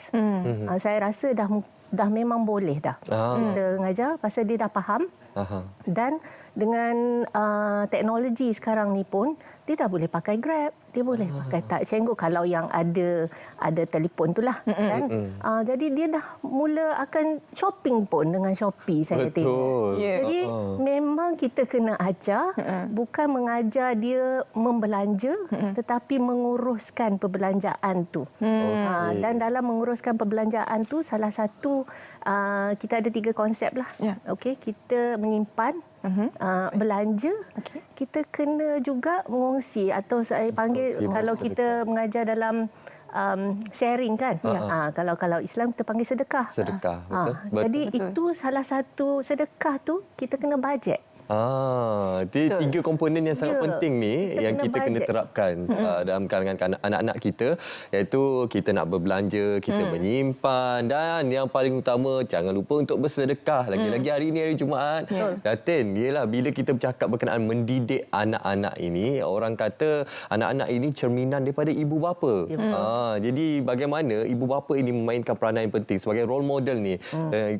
Kita tak dapatlah nak suruh anak kita menjadi seorang yang sentiasa bersedekah, suka memberi. Tapi kalau tengok mak bapaknya kedekut sangat. Sebab kanak-kanak ni dia melihat ibu bapanya. Jadi bagaimana pentingnya perkaitan. Sangat betul, Nawal. Kerana anak-anak kita, dia sebenarnya kita boleh mengajar, tapi dia mengikut sebenarnya yang kita buat. Untuk menerapkan ni, saya rasa kita mula dengan benda-benda yang senang lah. Yang macam katalah hari Jumaat. Bawa anak pergi masjid. Daripada ayahnya yang masukkan duit dalam tabung tu, bagi duit tu ke anak. Masukkan dalam tabung tu. Lepas tu tadi saya sebut pasal Grab, tak cenggu kalau dia order apa-apa kan. Kalau abang Grab datang, kakak Grab datang, bagi tip tu jangan panggil tip. Sedekah ada. Ada pahala. Sedekah sikit dalam tu, tak payah banyak, RM1. RM1 besar pada anak tu. Tapi kalau kita bagi wang saku tu, kita bajet sikit supaya dia boleh macam tu bersedekah. Memanglah dia boleh bersedekah pada kawan dia, tapi itu dia kena bajet lah. Nanti terlebih pula bersedekah kat kawan tu. Tapi itu salah satu konsep kita sampai ke dewasa pun. Dalam kumpulan rakan kita pun agak baik macam tu, daripada berkira sangat. Bila makan, kita makan RM2, hak ni RM3 berkira macam tu kan. Bayar asing-asing. Bayar asing-asing tu kadang tu kalau tengok ada kawan yang memang kena bayar asing. Kalau tidak, dia buat tak tahu je kan. Jadi anak-anak ni kita kena ajar dia kecil ni, kawan mana yang boleh masuk pot tu, kawan mana yang kena bayar asing. Nanti orang ambil kesempatan pula. Pasal saya sekarang banyak menerapkan teknologi juga. Kerana anak kecil kita sekarang lain. Dia tak pakai dah botol tabung tu. Bukan macam kita dulu. Pakai tabung buluh, pakai tabung tin. Itu masih bagus pada saya kalau yang kecil tu bagi dia nampak. Kalau tidak kan duit ni, dia tak pernah nampak. Dia benda tu nombor je, digital. Bila digital ni memang sangat senang je dia mengalir. Betul. Dia tak sedar dompet dia nipis. Sebab tak pernah ada duit pun dalam tu. Ada duit. Tapi asyik mengalir saja. Jadi kalau mungkin kecil kita boleh ajar, walau bagaimanapun kan, sekarang ni banyak kedai pun tak nak terima duit, wang fizikal tu, pasal dia tak ada duit pecah nak bagi balik. Sampai ke kedai mamak pun. Kedai mamak pada saya is the last stronghold untuk bayar dengan cash. Sekarang pun kedai mamak pun QR code kan. Betul. Jadi kita kena berubah dengan zaman. Boleh terapkan teknologi ni. Dan dalam teknologi ni sekarang banyak app-app selain daripada yang untuk belanja saja. Yang lebih interaktif kan? Ya, betul. Yang di mana kita boleh buat pengurusan kewangan, dan ada yang untuk yang mungkin yang anak-anak yang kecil sikit tu, yang ibu bapa boleh nampak pun dia buat apa. Saya rasa tu sangat bagus kalau kita punya app developer ke boleh mengambil kira bila dia buat app enhancement untuk lihat bagaimana dia boleh membantu untuk yang mungkin di bawah umur sikit, yang pakai tu dia boleh buat benda lain dalam tu juga. Dan pada app developer tu dia kena tengok ini adalah dia punya klien masa hadapan. Kalau dia dah start guna dari kecil, yang Bayangkan ni dia tabungan dia akan macam mana. satu dia akan terus pakai. Pasal dia dah biasa, dia dah ada keyakinan dengan yang ni, dia susah nak berubah dengan yang lain. Melainkan insentif tu baguslah, ubah dapat RM50. Betul. Itulah kita bercakap mengenai pengurusan keuangan ini yang perlu dididik sejak kalau boleh seawal yang mungkin. Tapi mungkin ibu bapa yang baru ni tercari-cari atau terfikir-fikir bagaimana nak bermula. Apatah lagi nak menerapkan 3 konsep yang disebut Khaulidati sebentar tadi. Pada saya, sebagai seorang ibu yang bekerja, anak saya memang beli makanan di sekolah lah ya. Memang bagus untuk ibu-ibu yang bagi bekal. Tapi bila bagi bekal tak bagi duit, macam mana anak tu nak mengurus? Duit tu. Untuk mengurus kewangan, you kena bagi duit untuk dia urus. Tak ada duit, betul juga tak ada duit macam mana? Kalau dia bawa bekal saja, and bila dia nak beli barang, dia minta je kat mak. Mak nak beli ni, mak bagi. Dia tak ngurus.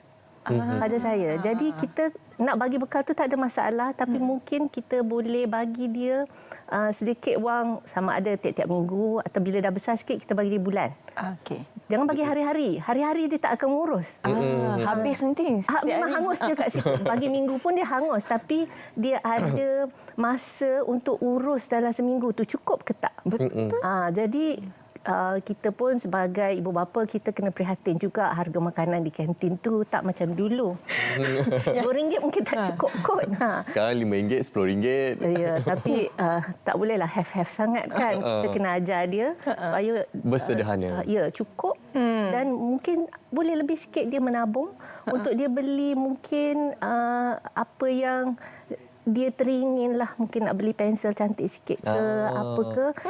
Daripada minta, bila dia nak beli tiap kali, dia simpan sikit-sikit supaya dia boleh beli sendiri. Betul. Dan dia puas hati kerana ni usaha dia. Usaha dia sendiri. Dia akan jaga. Ya, betul. Okey. Itu sangat penting. Betul. Bila beli hasil usaha sendiri ni lain. Dia rasa kepuasan itu lebih bermakna dekat situ.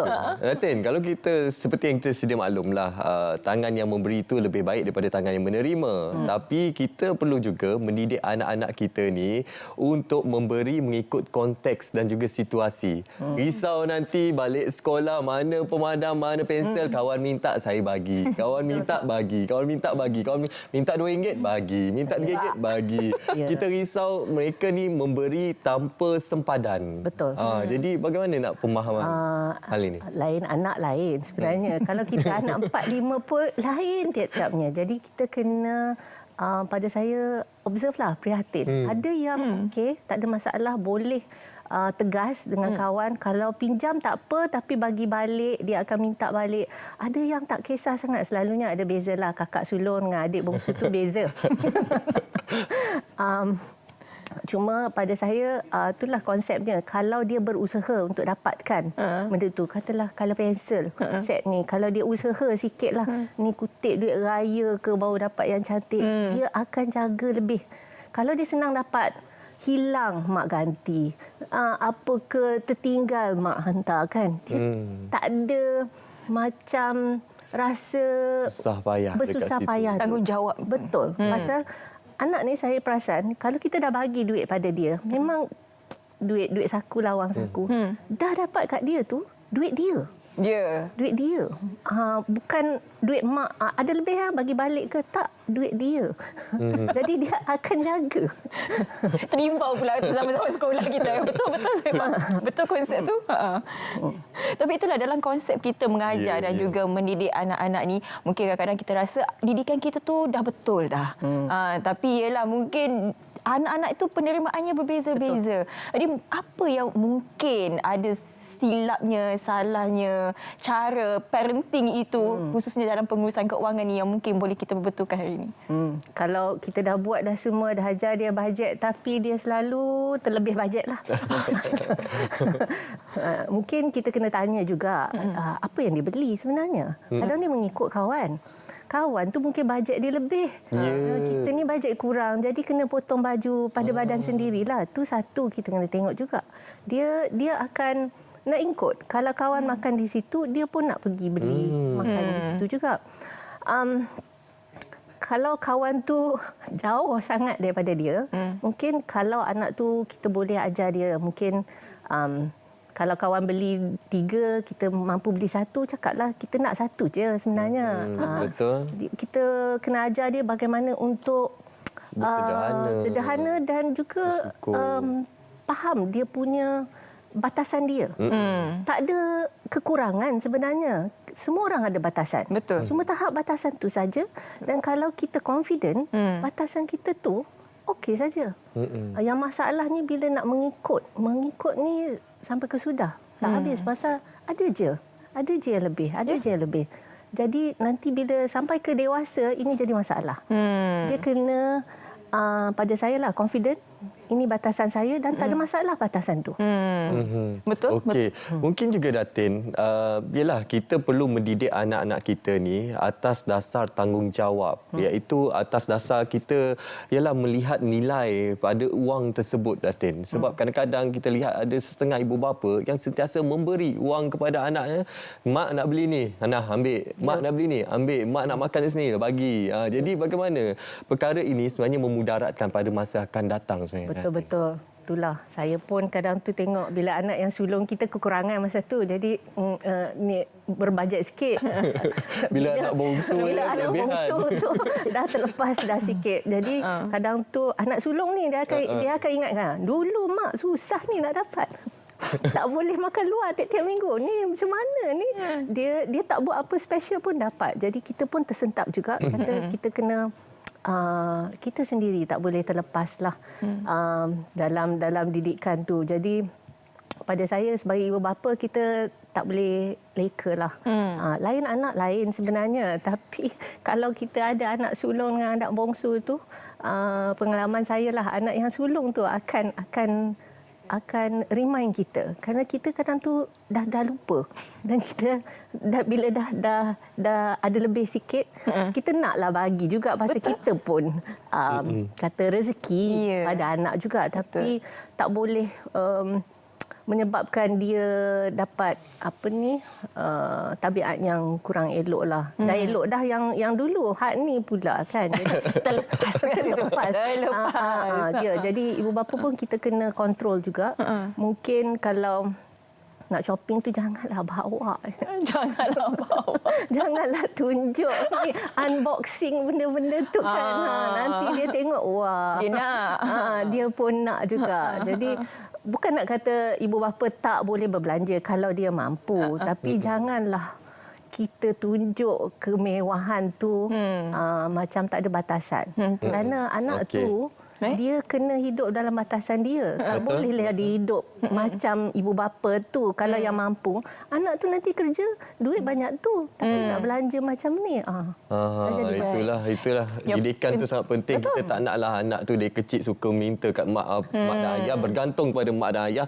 Sampai besar nanti pun masih minta duit mak ayah lagi. Jadi jangan lupalah, kita pun tahun hadapan raya dekat nak awal kita raya.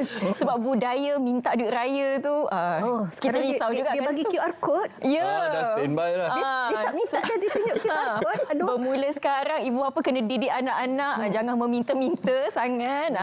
Adalah batasan-batasannya ya. Okey. Baik, terima kasih. Kita ucapkan kepada Datin Profesor Madya Dr. Izri Ismail, Profesor Madya di Jabatan Keuangan, Fakulti Perniagaan dan Ekonomi Universiti Malaya, kerana sudi bersama dengan kami hari ini. Terima kasih Datin. Terima kasih Datin. Okey, ini kita nak ada satu lagi bingkisan berita yang kami sediakan untuk anda berkaitan dengan bendung ancaman cyber. Jadi terus saja kita saksikan bingkisan yang disediakan oleh Fairuz Rizwan Bafarudin. Silakan. Selamat pagi Malaysia.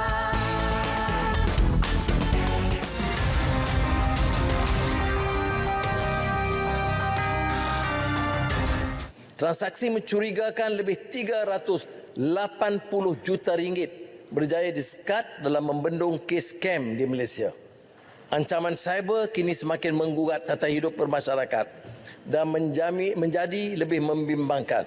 Isu scam, pornografi kanak-kanak, pembulian cyber di media sosial sehingga mengakibatkan kehilangan nyawa Ke arah usaha itu, 20 juta ringgit diperuntukkan bagi memperhebat peranan Pusat Respons Kem Kebangsaan NSRC, termasuk sebuah portal fraud kebangsaan diluncurkan sebagai ikhtiar memerangi penipuan dalam talian. Selain agensi keselamatan cyber negara diberi tambahan perjawatan 100 orang dengan tambahan peruntukan 10 juta ringgit. Ini menunjukkan betapa seriusnya perkara ini dipandang oleh pihak kerajaan. Tapi saya percaya sedikit sebanyak ini dapat membantu untuk kita fokus kepada memerangi jenayah skema ni, khususnya dalam Malaysia ni. Saya harap kalau boleh pihak kuasa ni buat lebih pada yang sekarang ni. Saya tengok sekarang ni banyak orang kena tipu. Sebab ini masalah ni. Kalau boleh pihak kuasa buat tingkatlah sikit. PM kita Anwar Ibrahim bagi peruntukan yang agak besar lah untuk memerangi jenayah skema ni apa semua kan. Modal yang besar lah bagi kat PDRM untuk benteras benda-benda ni. Kadang kita kesian tengok orang yang pencen yang khidmat 30 tahun servis kan. Tiba-tiba dah call sekali scam 30 juta dapat 1 juta, sian lah tengok ni kan. Oleh itu, usaha tuntas kerajaan membendung isu ini harus disokong semua pihak, terutama dalam memberi kesedaran berhubung penipuan dalam talian.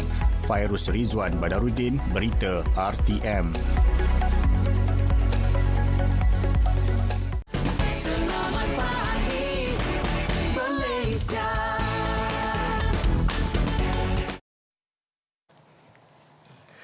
Okey, itu tadi bingkisan berita berkenaan bagaimana usaha untuk membendung ancaman cyber. Alhamdulillah, sepanjang hampir 2 jam pada hari ini, banyak topik-topik menarik dan juga bingkisan berita yang telah kami sampaikan kepada anda. Ya, dan juga topik-topik hari ini juga sangat menarik daripada kita bincangkan berkaitan dengan belanjawan 2025. Bagaimana ianya boleh lagi memperkasakan PKS dan juga PMKS. Dan juga yang baru-baru ini tadi pengurusan keuangan. Bagaimana kita nak mendidik anak-anak untuk ada dan juga tanamkan budaya untuk memberi. Janganlah selalu meminta saja. Okey, hari ini juga selepas ini pada jam 10.30 pastinya ada temu Anwar di UPNM. Jadi kepada mahasiswa-mahasiswa yang berada di sana, jangan lepaskan peluang anda. Di sinilah masanya untuk anda bertanya, berkongsi pandangan, pendapat bersama dengan Yang Amat Berhormat Perdana Menteri. Ya, insyaAllah akan kami siarkan di platform RTM, pastinya di saluran berita RTM dan juga saluran TV1 serta di RTM Klik.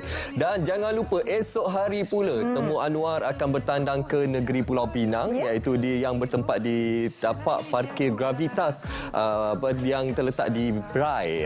Jadi kita nak maklum kepada orang Pulau Pinang, jom ramai-ramai, anda sangat bertuah dapat bertemu dengan Yang Amat Berhormat Perdana Menteri pada esok hari. InsyaAllah akan dimeriahkan bersama dengan kepimpinan tertinggi Kerajaan Pulau Pinang. Ya, yang balik ke kampung halaman bersempena dengan cuti di Pahwali ini, yang ingin pulang semula ke Kota Raya ini, rancang perjalanan anda. Kerana kita tak naklah anda penyumbang kepada kesesakan lalu lintas pula ya. Didapatkan maklumat terkini di Lembaga Lebuh Raya Malaysia bagaimana sebenarnya aliran trafik, dan juga pastikan anda sentiasa melihat bagaimana ramalan kaji cuaca pastinya melalui Map Malaysia untuk anda melihat sama ada bila sebenarnya nak memulakan perjalanan. Betul tu. Jadi kena rancang segala-galanya atau cara anda pada hari ini sama ada nak pergi bercuti. Jangan lupa tengok keadaan cuaca dan pastinya kami mengharapkan kepada anda untuk terus setia bersama kami di RTM untuk mendapatkan informasi-informasi yang selanjutnya. Jangan lupa untuk ikuti kami di media sosial Berita RTM sama ada di Instagram, Facebook dan juga di YouTube, TikTok kami.